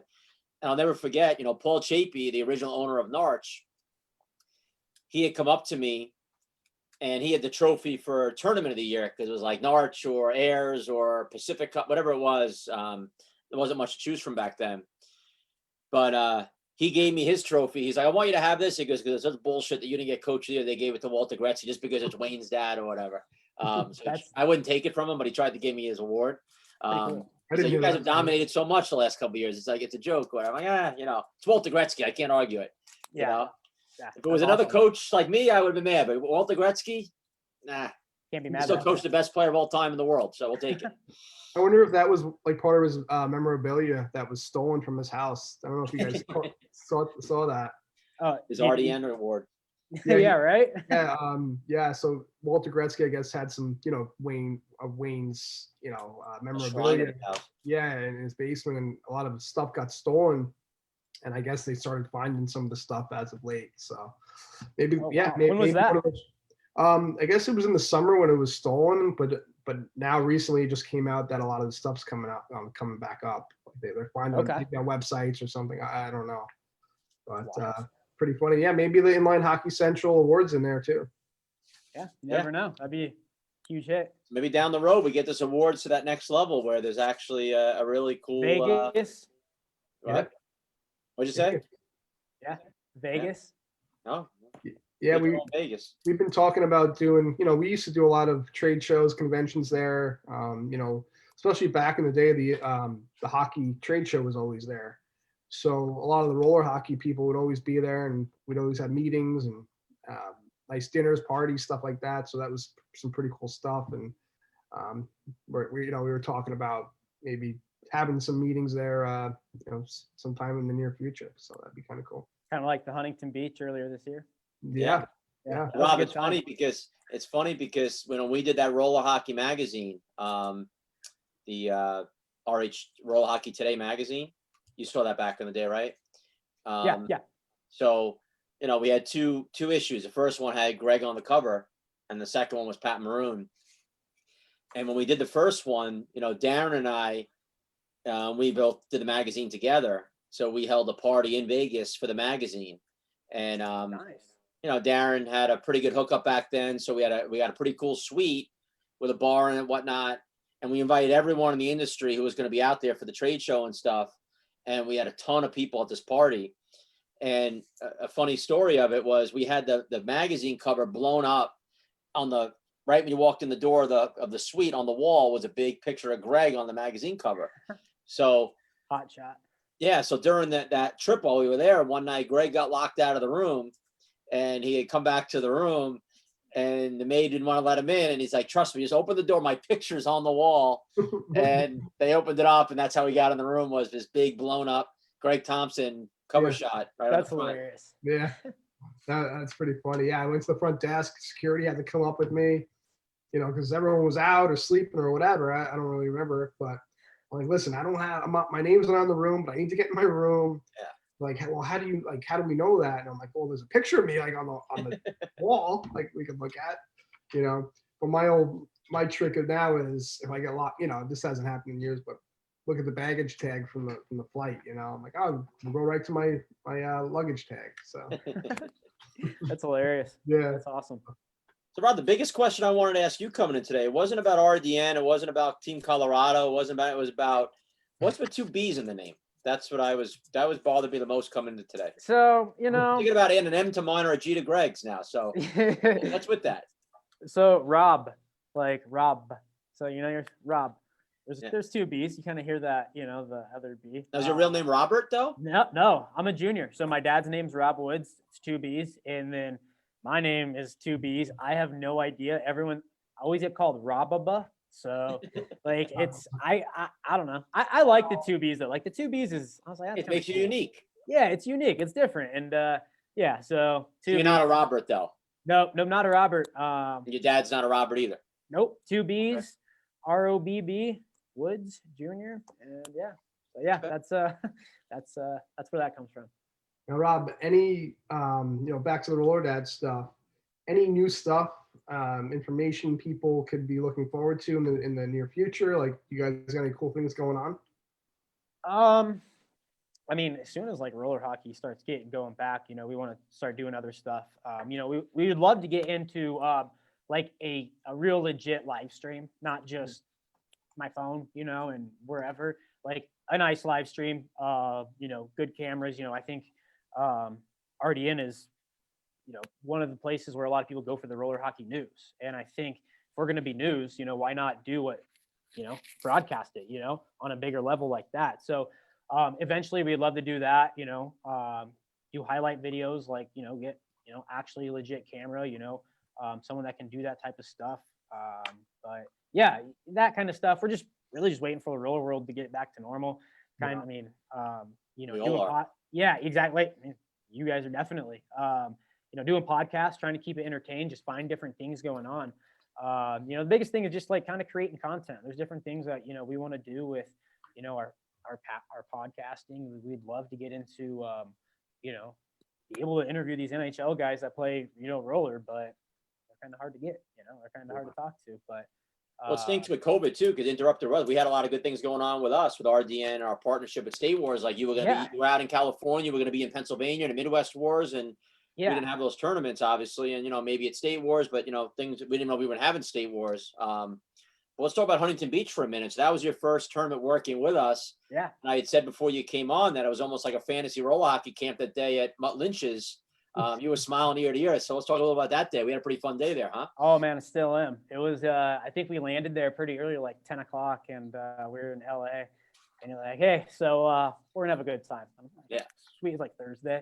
I'm like, you're gonna be really happy today. I was like, sweet. I was like, I can't wait. So we get to the hotel. I think Greg might have already been there. And we went to I forgot the restaurant and bar. It was right next to I think Newport Beach, right across Mutt from Lynch's. Mutt Lynch's, yeah. And with the big beers, remember? Yep. The huge beers. And it was just kind of started as us. And then I think Joe showed up. Robb Cherneman showed up, and slowly Joe drove with us, remember, from the hotel. Yeah. And he kept chirping me the whole time. Put your phone away. He thought I was gonna do something to you guys, get you guys on camera. I'm like, dude, I just want to be with the boys. I want to experience this. This is unreal. So slowly, he thought you had a tape recorder in your pocket. Yeah, the whole time he's like, what do you got? What do you got? And slowly people would show up. Like Robb Cherneman would show up. I'm like, this is wild.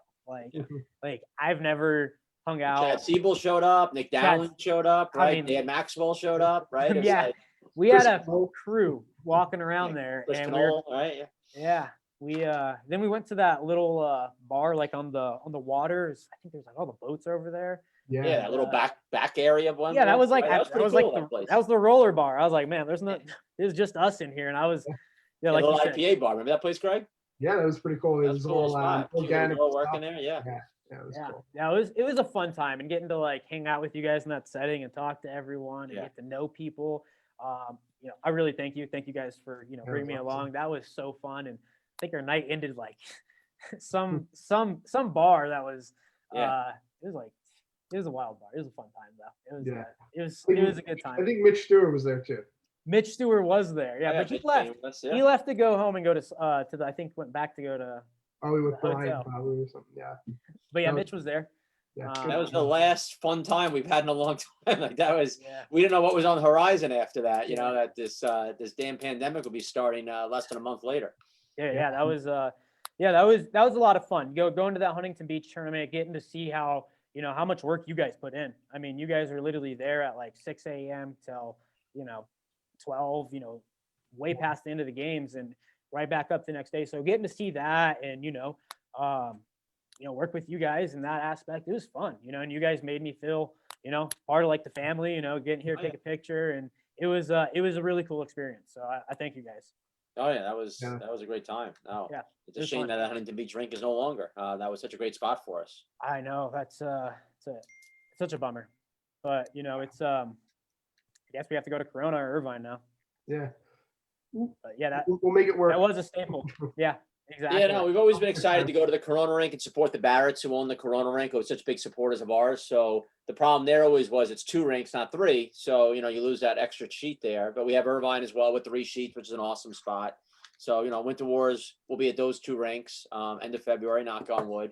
But yeah, just hopefully, 2021, I think we're all, on the same page here. We're all hoping for a lot more roller hockey, after this winter. Hopefully we can get going here and just start bringing it back because obviously you need more content for what you guys do. And, we need tournaments to stay afloat here. So definitely looking forward to 2021. And I've been saying on the last few podcasts, I'm not sure if you checked them out, but that I believe that the Palmer Pro this summer is going to be the strongest one ever, just on what I saw coming up the pike last year and guys that couldn't be there and what I've been hearing from people. I'm hearing some pretty big things for Palmer Pro this summer. Yeah, some teams are going to probably look different, as you guys know and have heard. A lot of different teams are going to kind of look different. Is there any interest of the Czech teams being able to come over, you think, or It was going into last year, so now it's a matter of when they're okay to and getting back to that again. Yeah. So yeah, I mean That would be really cool to be able to see that team you guys got to play at. Yeah, I don't know if it'll be the whole team like them, but I know the guy that runs the Shakers, like Martin Fiala and them, they were bringing some other guys from that team to strengthen their team a lot. So they brought like 3 or 4 more guys, would be a big difference. Yeah. And they had some guys from Switzerland, some other different countries or whatever playing. So Spain, so that could be a pretty good team right there. Yeah. So let me put you on the spot a little bit, Rob, as Go your ahead. position as the roller dad guy. So who do you see as the top 3 teams in the Palmer Pro Division? Like the Pro Division, when you think of the Pro Division, in your eyes, who are, and just because we're on, I don't want you to say us, who do you honestly think, from all you're watching, seeing, tournaments, whatever, who's the big 3 in your mind in the sport right now? In no particular order. Unless you want to give an order. It's hard. So it's hard because, like you guys said, there's some players that weren't able to come to this tournament this year. And knowing what you know of the teams and who will be there this year, like the teams, like who do you look at? Man, it's hard to ignore the Black Ice with some pickups they're going to get, coming off of reigning Palma Pro champions, and just how well they play together. That's a team that's always, you can't ignore them in the top 3 at all, I don't think. So I'd say Unified Black Ice. So now you're kind of like the TMZ guy of this a little bit. So what are you hearing as far as changes with their? Are you hearing anything new with them as far as rosters go? I mean, I heard Novak's going over there. Oh, really? Okay. That's I'm not too sure about Cal Kafuk. I am assuming he's staying over there. I don't know what's going on with the Border Cats. I mean, you guys might know more with them entering their teams, but if I was Cal Kafuk, I'd probably stay with Black Ice. I just won. And having that type of an addition, for me, like Black Ice, like looking at Black Ice's roster, I just don't see where Novak would fit numbers wise. Yeah. Because they're pretty loyal to their guys, right? Yeah. So for me, like looking at their roster, I'm like, well, they're not cutting this guy, they're not cutting this guy. Are they gonna have a 4th line? Because I don't think Jay Miro and Aaron Weiss are gonna have a 4th line. No. So I'm interested to see what happens there.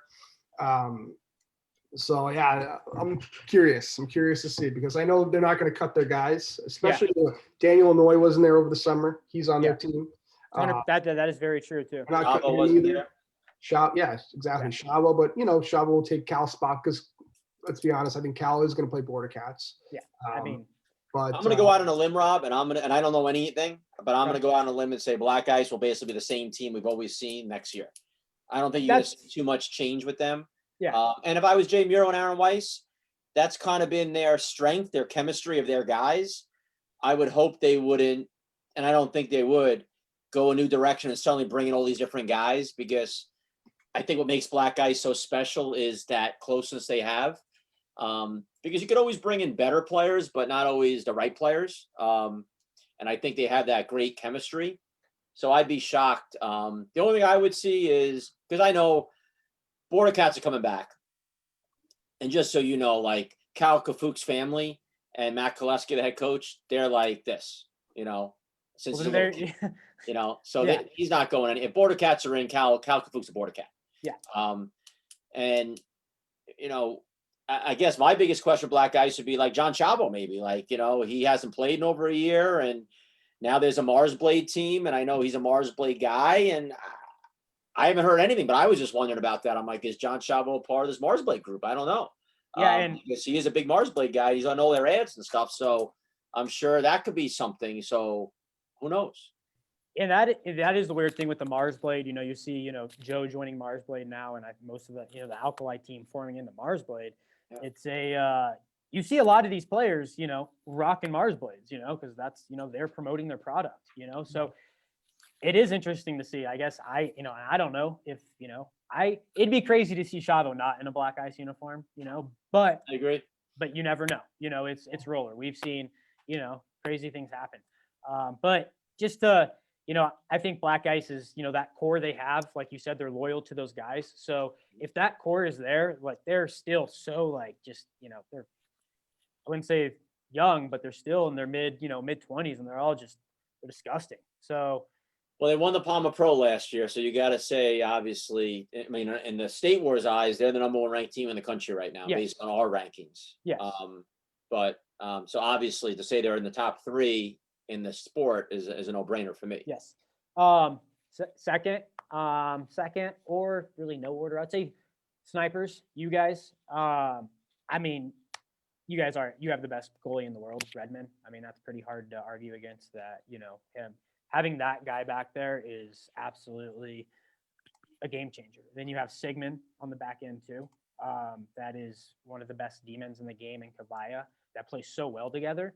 There's really no like holes into your guys' game. So like, I mean, it's really just so consistent. And having a goalie like Redmond, I mean, that's just huge. And then you up top you have Jack Combs. I mean, that guy scores everything. The puck bounces, he gets it, it's goal. So Well, Aaron Weiss made a nice comment to us, a nice compliment the other day, and he said that we had a tight game with them in the semi, and we didn't have Chris Terry, Matt White, and even PJ Kavaya in that game. So obviously, at full strength for us, and Charlie Combs wasn't there either. At full strength, I think we're in the conversation at least. I'm not saying we're in the top 3, but I think we definitely are in the conversation. I'm biased, but with a full team, I think we're definitely a tough team to beat. And like you said, you have Chris Terry that wasn't there, and Matt White. Chris Terry was there the year before, and you guys won. And Matt White hasn't been there, and you add those two. That is a very scary offensive. That is very scary firepower. I mean, and he's biting at the bit to be back this summer. So that's what we need back too. But yeah, I mean, it's very hard to not put you guys in the top 3. I mean, it's just like an almost auto with that type of offense. And I mean, face it, Redmond, when you have that good of a goalie, I mean, he is every game so consistent. Me being a goalie, getting to watch him play, I'm like, he just brings he's great, Troy. He's the best. He brings it. So yeah, I mean, I'd say snipers. Man, the last one, that's hard. The Mudcats looked really good this year, and they didn't have Leggett, which I think might help. Clay Taylor played absolutely unreal, though, at Palma. Mudcats were looking good. Envious looked good. Roadrunners are hot. I mean, they're just, they're hot, and they're an up-and-coming team. I'd have to say the two are Roadrunners, just because they're an up-and-coming team. A lot of those guys play together so much. You have someone like Keith Johnson, when you have a backstop like that, me being a goalie, I mean, it's kind of hard. It's hard to argue, but they play together so well, and they always play together. And I think that's a big advantage for them going into these other tournaments compared to different teams that aren't playing year round. And I think that really helps them. I really like that Mars Blade team coming in. I do too. And I don't know who for sure is all on that team. So I don't just know if, I mean, if I assume, Greg, if you assume it's the regular Alkali team, let's just assume for a second it's that team. Yeah. So right off the bat, if you have Tyler Spezia, Alex Kyle, Cody Kettler, I'm going to assume Novak and Krogman are with them, but let's just, even if they're not, then you have Archie, Archie Burnett. Archie and Burnett were, and Bernie pretty well from Colorado. What a great D-man he is, Team USA player. Arguably the best D-man in the game. He is so good. You had Bernie and Archie back there to a team that didn't have them last year. And I think Zach Lane's a very underrated goalie in pro. He's a big game player, and you never know what's up Joe Cook's sleeve. I know let's face it, if Mars Blade is truly coming out as a big splash this summer, and they're a sponsor of State Wars, they're our partner, and they're going to make a splash at the Palma Pro. And I know Joe, he's coming back stronger than ever this year. He wasn't there last summer, and I know how that group is. I'm not saying whose spot they're taking in that top 3, but I'd make a strong argument that if I was a betting man, they'd be in that group with me. What do you think, Greg? I agree. But how about Palma too, with their full team? Yeah. I mean, I think one thing that Robb, when we talked to Robb, we interviewed him, he made a good statement, and nothing against, their attendees are sick, but he said, if we can get, a guy that is consistent every single game, that helps. I think Palma's a scary team if they have someone that is consistent every single game. And the last 2 tournaments, maybe haven't been that, but I completely agree. They added Eton, and we didn't get to really see the full effect because, No wasn't there. I think at Bollinger. Yeah, Olinger wasn't. Yeah. Darren Nowick. Yeah. It's tough too because think about it. So Tommy Tartaglione just won with Rink Rat, went to Parma. Obviously, he's won many tournaments before. He's good enough to win. Yeah. He's the man. He's a great goalie. Yeah. So they got a great goalie. Let's be honest. So I just don't know what else. Consistency, I guess, right? Well, think about Palma last summer, right? So they had a good showing at tours. But obviously, Palma Pro is the next level, right? As far as competition goes, everyone's stacked. And you take away Travis Snow, who is clearly their best player and arguably, a top 3 player in the sport, okay, who could take over a game. He's not there. And then you take Brett Olinger, who is hands down, right? Very underrated. Oh, 100%. When you talk to players like if you ask Travis Snow who's the best D-man in the game, he'll say Brett Olinger.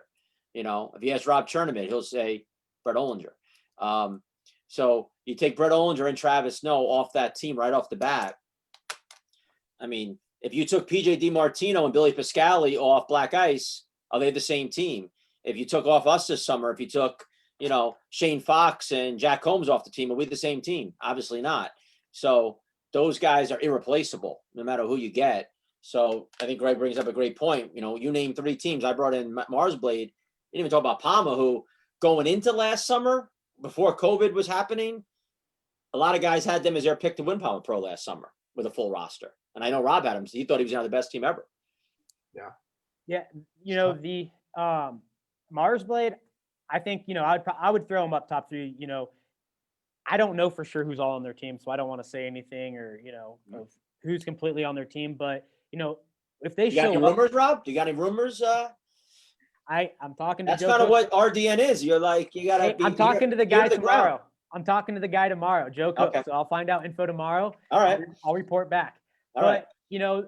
Mars Blade there, I don't know. I hear stuff too, but I can't say it. You could say it because you're RDN. I'm, I am, and I don't like to be, throwing a rumor that's not true because then I don't want to get in trouble and people being like, dude, I'm not trusting RDN to throw that. TMZ, man. TMZ roller hockey.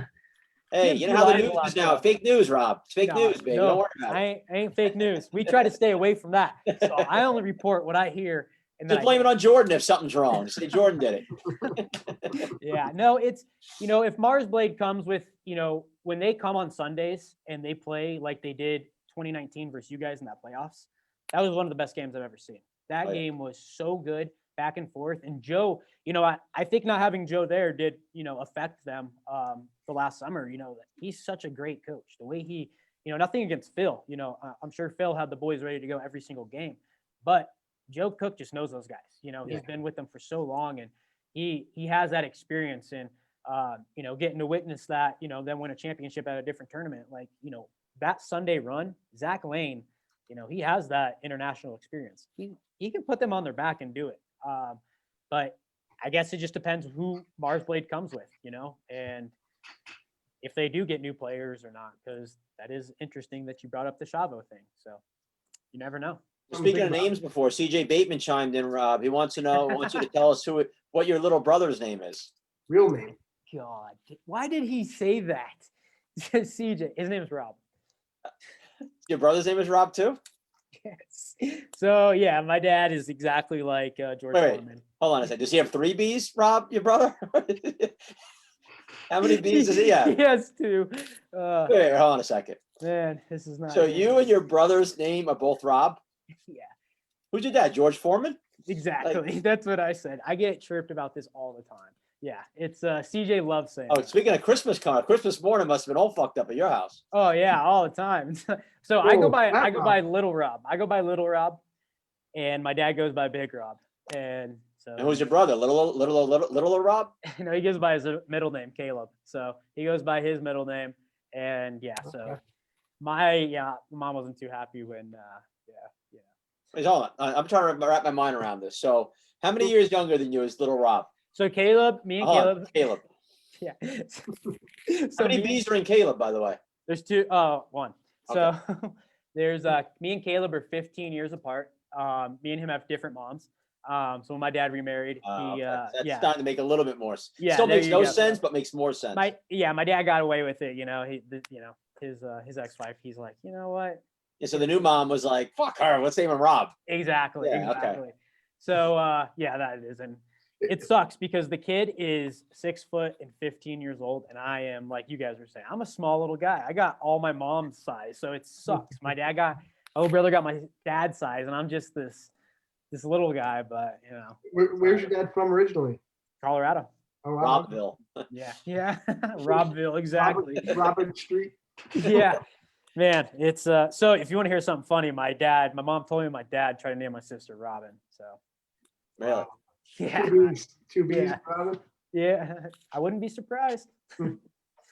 I can't believe CJ said that. I'm kind of disappointed, but you know, Hey, chirp. It's a good chirp. common stuff. Yeah. It's hilarious. That's every time I think we've seen it and heard all, Greg, you hear a new one, right? Yeah, it's cool. Whatever. Hopefully he doesn't want to fight you for the name because it sounds like he'd whoop your ass. Dude, man, that kid, yeah, he thinks he can whoop my ass, but that doesn't happen. He So won't if play. you have a kid one day, Rob, and a son, would you name him Rob also? He's for sure going to be the third, 100%. 2 B's? Maybe 3. Who Yeah. knows? Yeah, no, he'll probably be Your the first junior. marriage doesn't work out, you get remarried. Would the next kid be Rob too? Yeah. I'll be like, you know what? We'll see if we can get away with this one. So yeah, honestly, might go for a junior. Yeah, I think that'd be cool. Or It's the hard third. enough because like I'm naming after my dad, so it's hard enough with that going on. You know, like when you had your dad, like someone more like your mom would yell out, "Hey Rob!" Like, "Whoa, what?" So in your house, everyone's going, "What?" Like, Yeah. What do you need? yeah.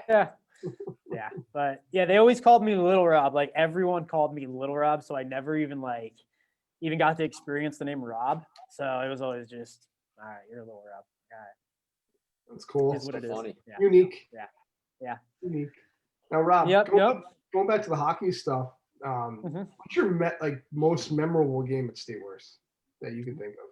The one I've played in? Yeah.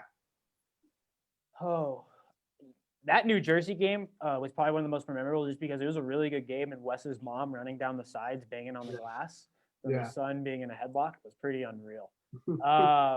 We played St. Louis in the juniors, and we always had battles against them. PJ Tallow, I remember, going at it with him. Most memorable game, man, I would probably say,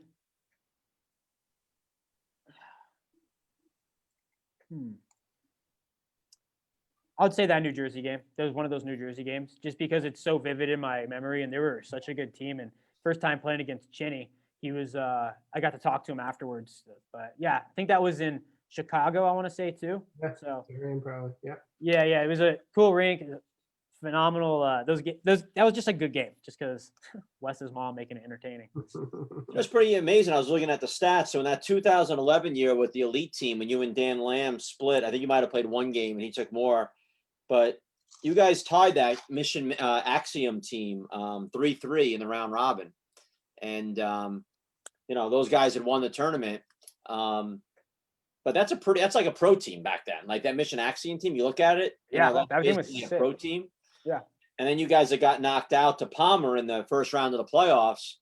You got to play them. And you guys went 3-0-1 in the round robin, and you got to play Palmer the first round. Just shows the strength of that tournament. And they beat you 4-0. But again, that Palmer team was like their pro team, basically. Yeah, and that was the elite division when it was like, I mean, Team New York was, disgusting too. And you had Missouri. That was when I think the year after Meltdown. Yeah, the Meltdown. Yeah. So yeah, those were fun too because you got to play on basically the senior A double division now. So now you get to kind of build your own little pro roster that they're all not playing pro. So that division was that was a fun time. It was, getting to play against those guys at a young age was something I'll never forget because we love the elite division, Rob, and honestly, it was a strong overall. You couldn't have as many teams as a pro, but for what we had, it was just as strong. The top teams, the Missouris, the New Yorks, the Californias, Illinois was pretty good, Colorado. The reason we wound up switching it was really, it was twofold. It was one, we felt bad for the guys that play at that level that just didn't have a home to play. Like I remember every year Andy Cripps would go crazy to get a Wisconsin team together. And you get a couple good guys. You'd have Vince Free, or you'd have Jornby, or you'd have Costello. who? Costello. Yeah, you'd have a couple guys, but you never had a deep enough team. But they still throw it together to play.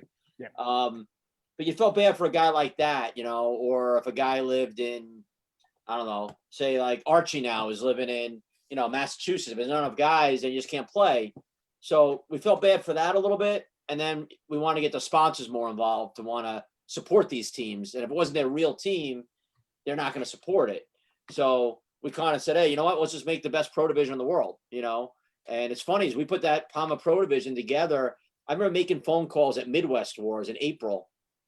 And by that July, we had the top pro division in the sport just by calling up Joe Cook, calling Chad Siebel, calling Rob, let's do this, And then we took off with that division. And it's been, just so awesome to watch.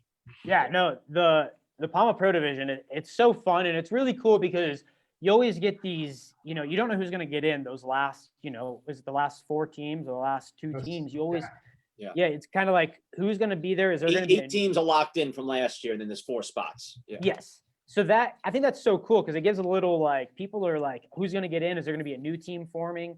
What's going on? Kind of like was it the Rink Rat Liberty this year? They combined with the Inferno and, things like that are, it's good for the sport. And now you have, like you said, where players that play that division, there's a home for now senior AA. And it's in a way, kind of like a feeder division. These guys think like, if we play really good, we can get picked up on a team because this is the next division. So, I mean, the men's division is just, it's insane. Whenever I see the schedule and the team list, I'm like, this is insane. Like, there's no way there's 35 teams. Yeah, it's, that division, it's so. Well, let's talk about that top 8, Greg. So, I mean, looking at next year, so what's funny is I'm looking at the standings, and let me pull these standings up so everybody can see them here. Hold on.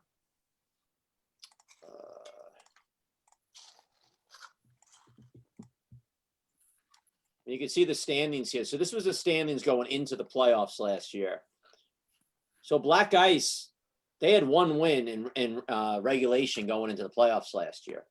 And try to click playoff when you're done playoffs, Okay. So they had 1 win, Black Ice, going in regulation going into the playoffs, which is so amazing to think about that they won this tournament. Because they went to shootout twice. Yeah, right? They won 2 games in shootouts.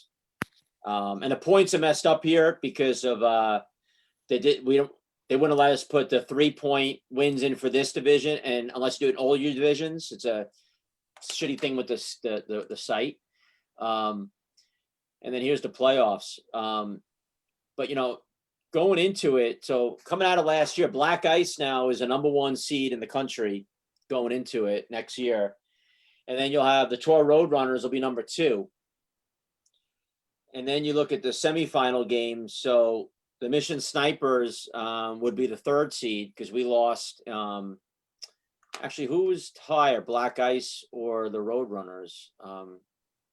I guess we were higher. So Roadrunners beat who? The Mudcats, Greg, in the semis? Correct. Yeah. So we were higher. So it could be Black Ice 1, Roadrunners 2, Snipers 3, Mudcats would be 4.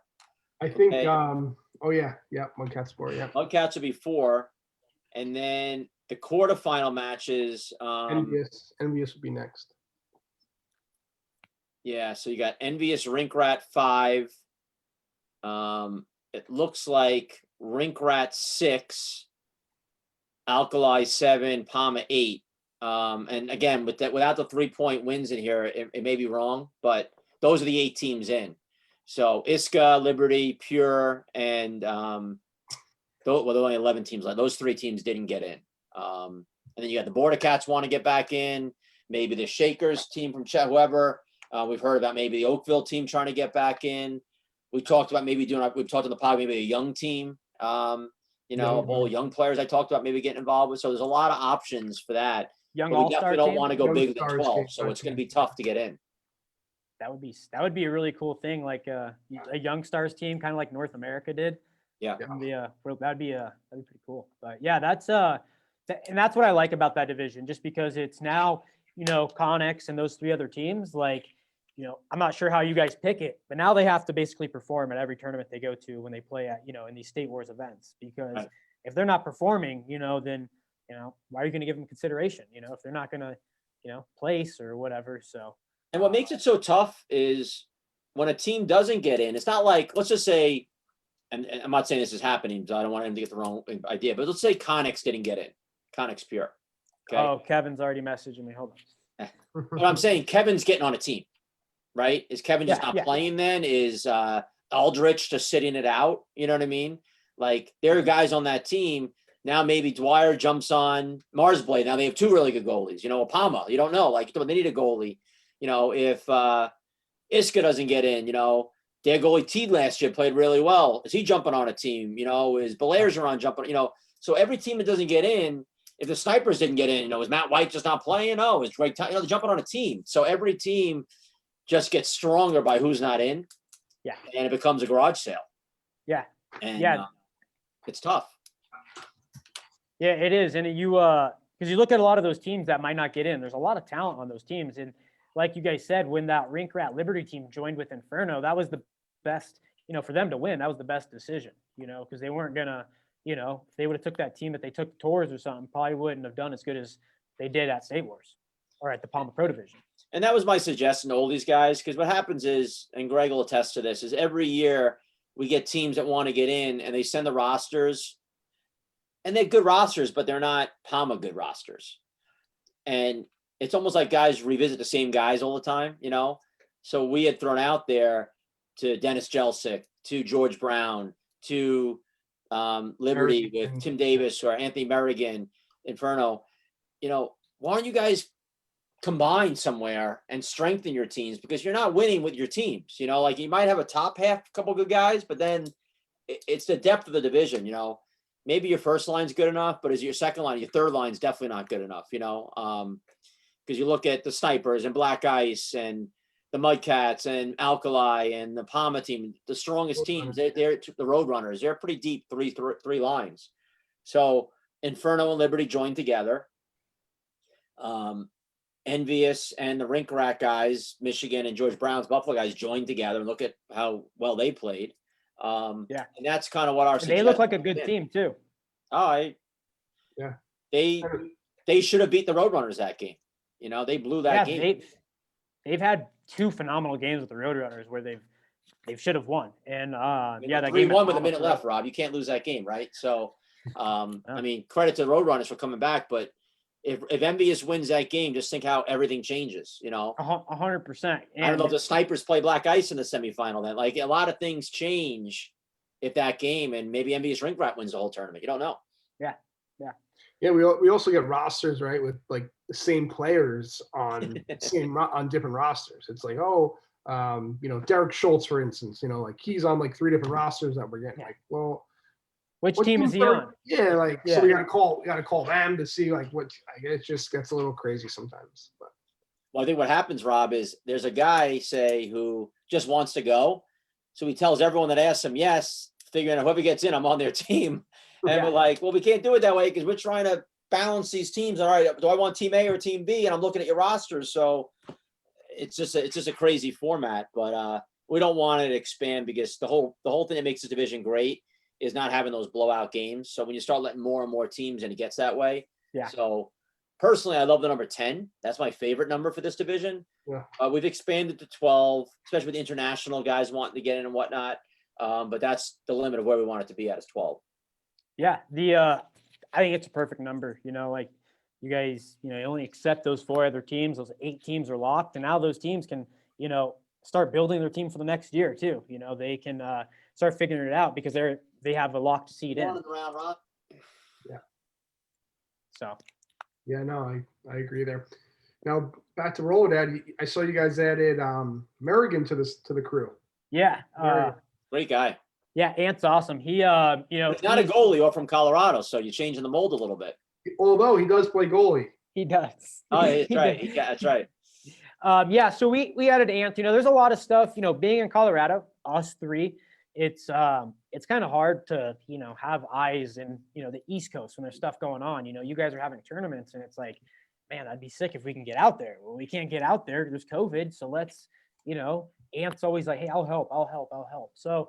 When Jordan was like, hey, I can't really do this much anymore. We have, I got school going on and stuff. I reached out to Ant. I was like, hey man, would you want to help out with this? Kind of get the East Coast perspective because, instead of just being always, what we see from Colorado, let's get your side and let's get your thoughts. You play in the pro division, you build teams, you're very involved with the sport with USARs and building these different teams. So so we figured we brought him on.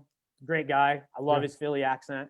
And he matches well just because we didn't have that East Coast perspective. And we get, you guys know, we always get chirped from, people being like, well, why don't we hear this? Because I just don't know what's going on over there maybe. But now I have, this guy and he hears about the Iron Man going on, or he hears about, this tournament or this rink. So having Ant's awesome. Great guy, loves the sport. He's literally like running every rec league out there sometimes. So great addition.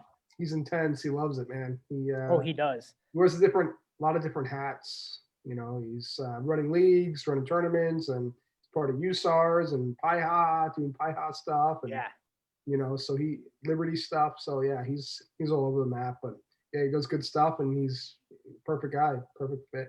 Yeah, he's awesome. And, just having that East Coast, just that flavor, that, that perspective of things is huge because now people, his friends and his, the boys he plays hockey with, now they're going to, be like, oh, let's tune into Roller Dad News more, like our boys on it. So we're not just Colorado biased or West Coast biased. Now we can have that East Coast stuff going on. So, yeah. Oh So is this the guy that's the other Rob? That was when he was probably like, he doesn't 3 look like years 6'4" here. Man, that was 3 years ago. This kid is a freshman now, and he is. I don't think there's a picture of us online recently. That's hilarious. That was his first day of. This is little Rob. Yeah, that was his first day of 5th grade. I think 5th or 6th grade. I want to say. Awesome. Yeah, but he's a freshman now. Does he play hockey? No, he's in the video games. All those. He was a phenomenal. He played football in middle school. Great, very athletic. Just loves video games, and I'm like, dude, whatever. It's hard today, man. Yeah, it is, and it sucks, And I'll talk to him, and I'm like, what do you want for Christmas? Like, let me get you some skates or something. And he asks for a Cincinnati Bengals hat because his buddy on Fortnite has a Cincinnati Bengals costume. It's like, what? You don't even know who kids today. That's exactly what it is. Right. That's so funny. Yeah. I can only imagine all the gifts under the tree though. Who's all these Robs and stuff. You don't know who's and little Rob and Caleb, man. That's what got to go by now. That's so funny. Yeah. Now, Rob, what do you do normally for a full-time job now? Like where are you at right now? Right now, I work at Twitter. We're in the process of moving buildings. I do security design. So cameras, badging systems. When you're basically moving into a new space, and once you're in that space, kind of set up your security design with those type of things.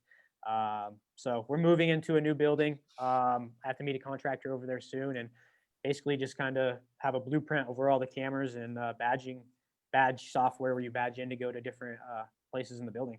So, cool. So, yeah, it's how long have you been there for? About 3-4 years, I want to say. Cool. Yeah. So, yeah. Great stuff. Well, at least you have some flexibility to be able to talk to us today, so we appreciate that. Yeah, no, thank you guys. It was, when you sent me that text, I was like, man, this would be a lot of fun. So there you go. There's the squad.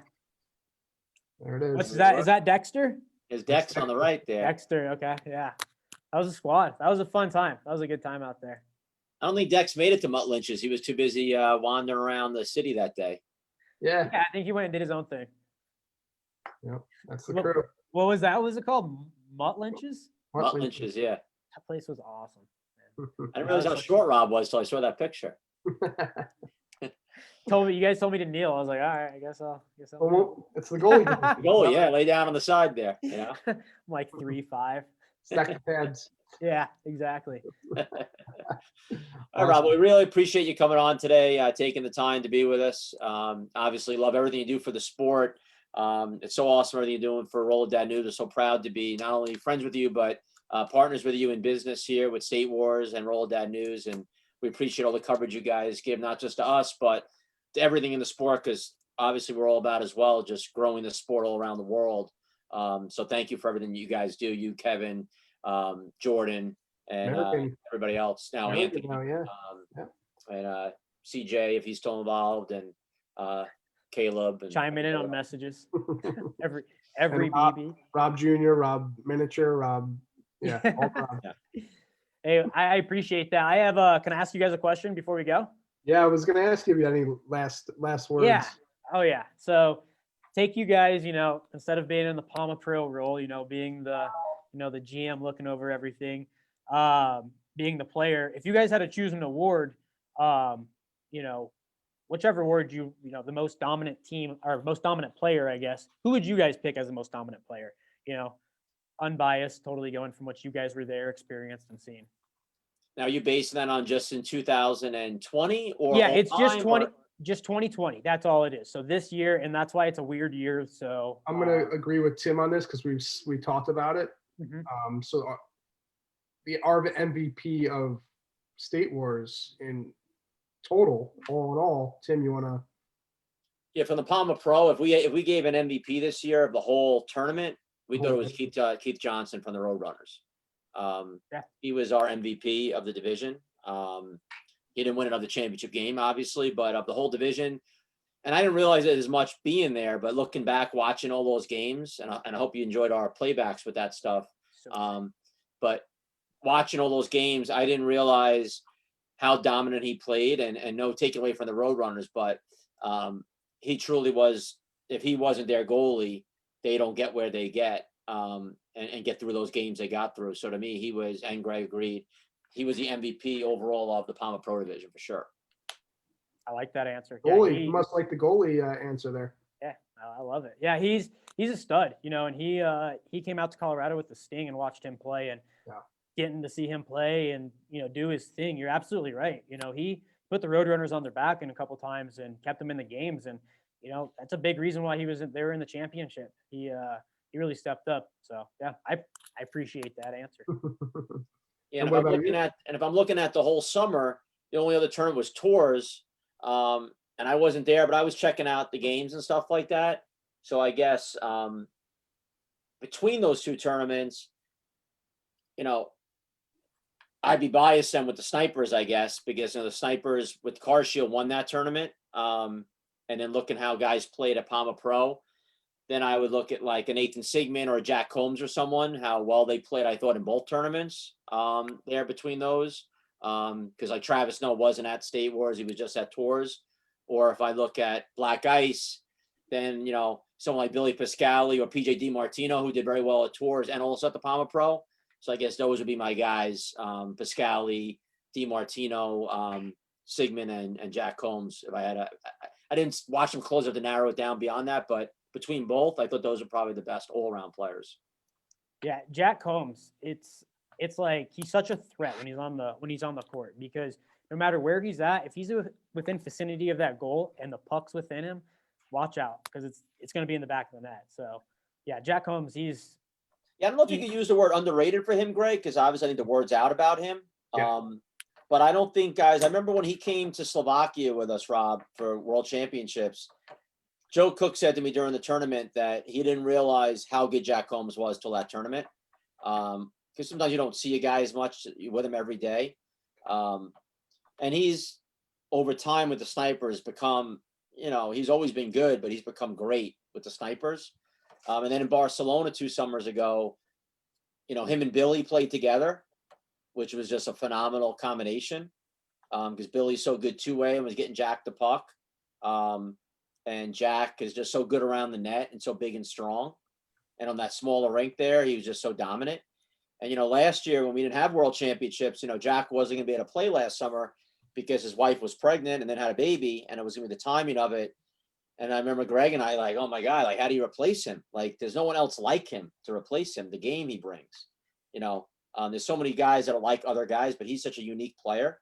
So I was almost, not that I'm happy Worlds got canceled, but we got through without, hopefully he should be good to go again. But it would have been tough without him because he's such a special player. mean, you can't get the puck from him. Like the way the puck control is like, it's just bar none. He can get it in the boards and then get it to, Billy up front. And it's, when you guys were playing for Team USA, it was unreal. So, yeah, Yeah. Jack Combs You is think of like D-men, like you brought up Bernie before. Bernie's probably the only D-man really in the game physically that could handle him, because most of the other D-men are, smaller guys and more skilled guys. So he's difficult to control, especially in roll hockey. You can't hit or anything. So you just grab him? Like you can't really control a guy like that, where a guy like Bernie is one of the few that could combat that size, at least with him. Yeah, Bernie's he's a special player. I love playing against him, competing against him. We go at it here in Colorado. So He's great. he's One a of my great player. favorites for sure. Both those guys were two of our captains in Barcelona. Bernie and Jack. And he's in the Air Force too. So Yep. I mean, how could you not have a better captain? No, I didn't realize what a great guy he was until Slovakia, because I didn't know him that well. And then spending 17 days or whatever we were away together, you get to really know people. And I came away from him as big a Bernie fan as you could get after that. Yeah, he's a good guy. He's One awesome. of my first phone calls for Barcelona. Trust me, it was we want Bernie. I would Great guy, great player. But who about you? Who's your MVP of the summer? I mean, Keith Johnson's hard to argue with, but I don't really, I'm not gonna take that. I'm not gonna take your guys' answer. Watching Combs is like just the way he plays and him around the net is very hard to not consider dominant as the most dominant player, just because he's such a threat every single time he's on the court. Every single time he was on, he's on the rink around the net. He's either going to get some of the puck or he's putting it in the back of the net. So I would say arguably Jack Combs and Billy Pascali had two huge tournaments. His Palma Pro was unreal. But Billy Pascali, I'll say Billy Pascali, most dominant player, just because what he did at Palma Pro, in the round robin and then in the playoffs, he kind of took it to another level. So What were your other awards? So let's go over your awards real quick. Yeah. Before you go here. Let me get an answer from Greg and I. On Ollie's here. There we go. Let's so we got best game of the year. What do you got? What's your thoughts on best game of the year? It's tough. I wasn't at tours. Tim wasn't at tours. But for State Wars wise, there's a bunch of games, shootouts, whatever. But I guess that envious Roadrunner game was probably a top game for me. I didn't watch it in full, but I watched it afterwards because we have all the games here. But that game to me really sticks out. Yeah, that game was great, and it wasn't so great for us, but I think that Sniper Black Ice semifinal was a pretty entertaining game as far as just the quality back and forth chances. So I thought that game was pretty awesome. And at State Wars, obviously, there's all different divisions to choose from, but if we're talking about just pro, I would think that'd be another game of mine that I thought was pretty awesome to watch. Black Ice Mudcat game too was pretty good. That Black Ice Mudcat game in round robin was really good. I have to agree though with Greg that Envious and Rink Rat game was like just the way they came back and won was like it was absolutely against the Roadrunners. The Roadrunners one. That was probably the best game of the tournament in pro. Yeah, that was unreal. Breakout performance. This one was kind of basically like a guy that kind of just stood out this tournament that normally doesn't. Well, I know Tim's answer. Who's that? Sadlowski. Yeah, it's a good. I mean, you put Cal in that, and to me, Cal has always been great, so I don't consider him a breakout to me. And Cal's been in division for 4 years now, at least. Yeah. When Bordercats, when they knocked us out in 17 or whatever it was, or 18, in the quarters, I mean, he was the best player on the team for them and scored 2 goals. So I've known about, and I know Cal's as a kid. And he played for Oakville before that. He played for the Coyotes before that. So he's been in the division for a long time.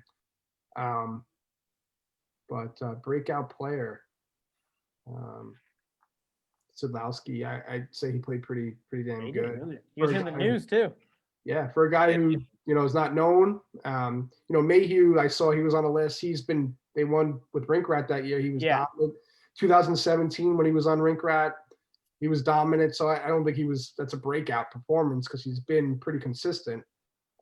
So I don't know about him, but who else is a good breakout performer too? And like I said, he was disappointed in the championship, but Nick Delamorte, he had a big breakout, I thought, year two in the Palmer Pro. I mean, he's always been a good player, but he got to the next level this year, and was a big part of why the Roadrunners went so far also. Yeah. Westcott, I thought Jared Westcott played pretty good too. Yeah. For being I thought he played pretty well for a breakout performance. Top 10D, I guess we kind of already that would be Keith Johnson if he was MVP. Yeah, I mean, I'm always going to say Troy Redmond's the best goalie.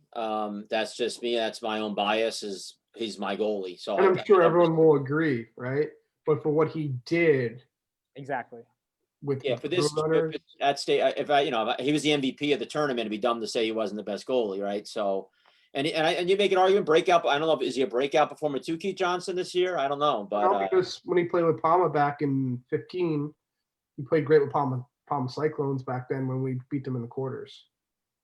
So yeah, but I just don't know if the conversations we're having about Keith Johnson right now, I don't know if any other year we would be having these conversations. I mean, he's never even, I don't know if he was ever in the consideration for Team USA even before. Like, so I don't know if you talked about him in this regard as right now, like MVP, everything. So to me, that's breaking out for him as well.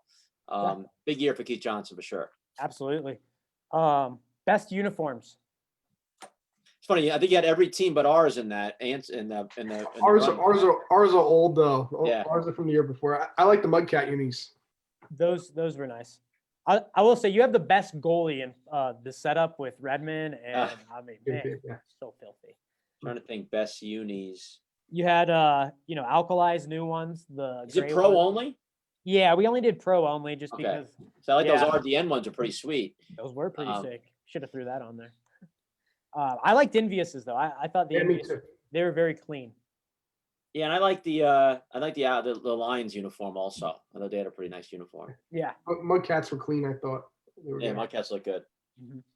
All right, last one is Young Star. So basically a player that's played 2 years of pro or less. We need to see a list. So we have Jaden Guzman, Jimmy Teed, Ty Murchison, Grayson Yada, and then Gage Clark. I'd say Teed. Is Delamorte, could he be in that category? I think he's played 3 or 4 years pro. I mean, Jaden, obviously, again, being biased on our team, has been great. But let's just take my own. I hate picking a sniper with anything, so let's just take that out of the equation. For me, what about that Christopher kid, Greg, on Liberty? Yeah. David Christopher? He played with Envious, and then, he scored a lot. He was good. Yeah. Who do you play with, Liberty or Envious at State Wars? I think he played for Liberty, right? Or did he play with? I think he played Envious. I'd have to look.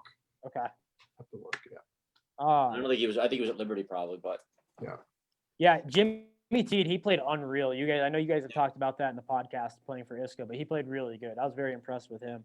And then Ty Murchison, I thought he's played pretty physical when I watched his game. So that's pretty cool watching him. But it's crazy to see.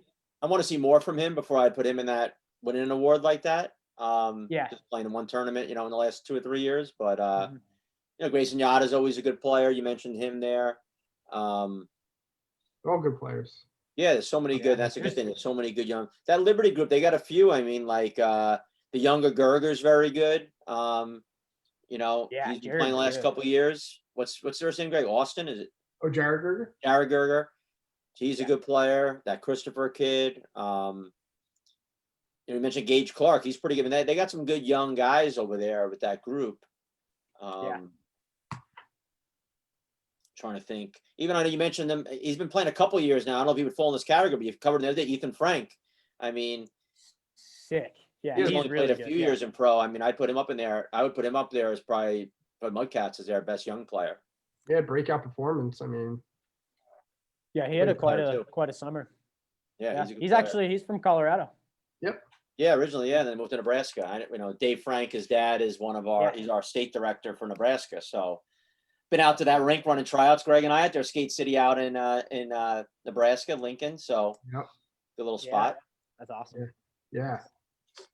Good stuff. Great stuff though. Keep it up with the good work with those awards. And I mean, I think, obviously it's like everything else. People got to vote if they want to complain about winners and stuff. But there's so many Exactly. good options out there that you can't go wrong with any of those answers, really. Yeah, no. Yeah, it's we kind of just did it, for the people, just get them talking and have them vote, if they want to Yeah. see who they thought was the best player. And I will say there was somebody that voted for themselves so many times that it's pretty comical. It was like literally I took a screenshot and sent it to Kevin. I was like, I wonder who voted for themselves this many times. And I'm so, sure I won't do it on air, but I'm sure I can guess. Yes, me too. I bet you could. Yeah. But yeah, I appreciate you guys, having me on, and supporting Roller Dad News from the start. You guys have always, sent me information about, what's coming out to post, and going out to California, hanging out with you guys out there, and just creating State Wars to give us a tournament in the roller hockey world to go to, and see our friends every summer. Thank you guys so much. So we really appreciate everything that you guys host for the roller world. So thank you. Yeah, good Well, stuff. if we're back in California this end of February, like we'll have you back out there with us again. We'll be back at Mud Lynch's, hopefully, drinking some Oh. beers. Count me in, man. That'd be awesome. We'll have to get a bigger lineup this time. Yeah, yeah, we'll get a big one. Maybe play some beach hockey. Yeah. Oh yeah, Yeah, we'll get awesome. Tino and the boys over there. There we go. That'd be awesome. Hey folks, All right. this is downtown Georgie Brown, coach of Envious Rink Rat, the soon-to-be Palmer Pro champions. When I'm not at home posting shirtless pics and reminding myself that I'm the best minority coach in the game, I'm listening to the State Wars podcast. You should too. Hey folks, this is downtown It's Georgie. our boy Georgie Brown there. Almost had him twice. Big words from George Brown, Rob. So he's coming next year for it. So That's hilarious. That's awesome. but right, thanks guys. again, buddy. I guess you get back to work, and we love having you. And we'll see you soon. Awesome. Yeah. Thanks, Rob. Thanks for the support. See you soon. See you guys. Have a good Thanks, one. buddy. So that was Rob Woods. Don't mistake it with Rob, his brother Woods. That's Or little his Rob. father. Yes, little Rob, with two B's. You learn something every day, Greg, and that's gonna be what I'll be telling friends about later on. Yeah, and it's gonna be funny seeing him in person now because we'll be ripping him a little bit at least. I can't wait. You just knew when CJ said that on there about asking about his brother was something, and then his reaction, it was just like, oh my God, you had to tell these guys something like that. Yeah, we're the worst people in the world to tell anything like that too.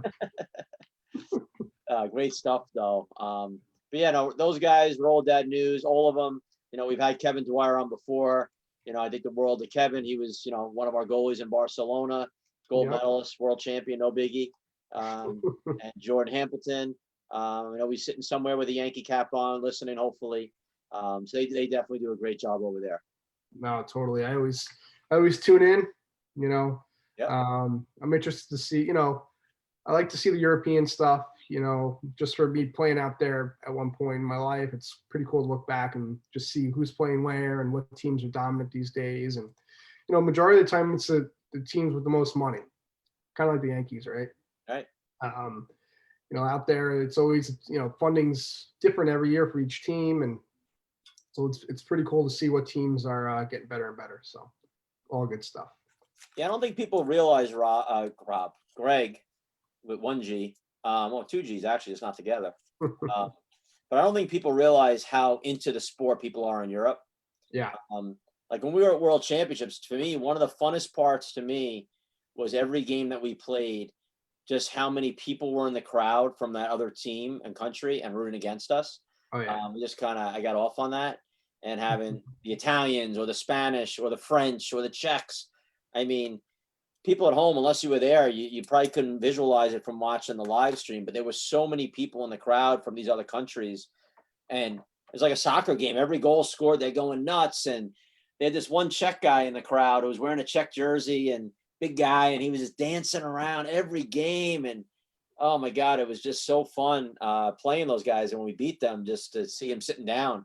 But they get so into it, Greg, and it makes it for, even when you think you're so much better than a team, it makes it tough because these guys come out so hard and they got the crowd behind them. And, you've played in many of those games. It's maybe some people get intimidated by it, but to me, it gets me rised up to want to do better. Totally.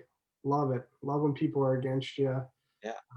Just love being the dark horse and the team that people hate and don't want to see win and whatever. But obviously there were a lot of teams rooting for the U.S. as well. I don't want to say that no one was rooting for us, because a lot of teams do love the Americans, and let's be honest, we kind of created the game. So a lot of people see that and they're like, oh, roller hockey USA, that's what they think of. So pretty cool stuff. And yeah, I do remember that Czech guy. Yeah. Pretty funny stuff. I think the craziest thing I sort of proved that point, and I know you've seen this as a player, in Slovakia when we won, there was a line in the lobby from our locker room down this whole long corridor. It was like an ice rink with all different rooms. Yeah. Of people from all different countries just wanting to get autographs or equipment, shirts, and we were throwing out stuff to them. Yeah. I know I make a lot of Beatles references, but I felt like one of the Beatles there. People would just, I could have given them a dirty sock and they would have taken it and went crazy. Like, it was just amazing how much I have some pictures of it in my phone of the crowd of people waiting. So I know some guys bring extra stuff with them just to give away. Yeah. I was giving shirts and polos and practice jerseys we had and wheels, and it was pretty wild stuff. Yeah, especially back in the day, like when I first started playing, a lot of these countries really couldn't get anything, so they were lined up, and we'd have security guard at the door, just trying to push them back. But over time, a lot of the countries are starting to get a lot of the stuff now, a year and at good prices. So yeah, it doesn't get as crazy, but people are still looking to trade stuff, and even some of the countries that can't get the stuff, I mean, they're still there. But overall, a lot of the countries are starting to get their own stuff. So all good stuff. Yeah, no, awesome. And hopefully all things get better here. We're hoping to be end of August, early September next summer in Colombia, where we're supposed to be last year for the World Championships, and a chance to defend our title. And all these Palma Pro games, this has been kind of Greg and I's chance to watch players again, and we're gonna have to make a lot of tough decisions this year for Team USA. And I'm sure Keith Johnson's someone that'll be in the conversation this year. Yeah, I agree. After a performance like that, it's like, what more can a guy do to prove himself, right? Right.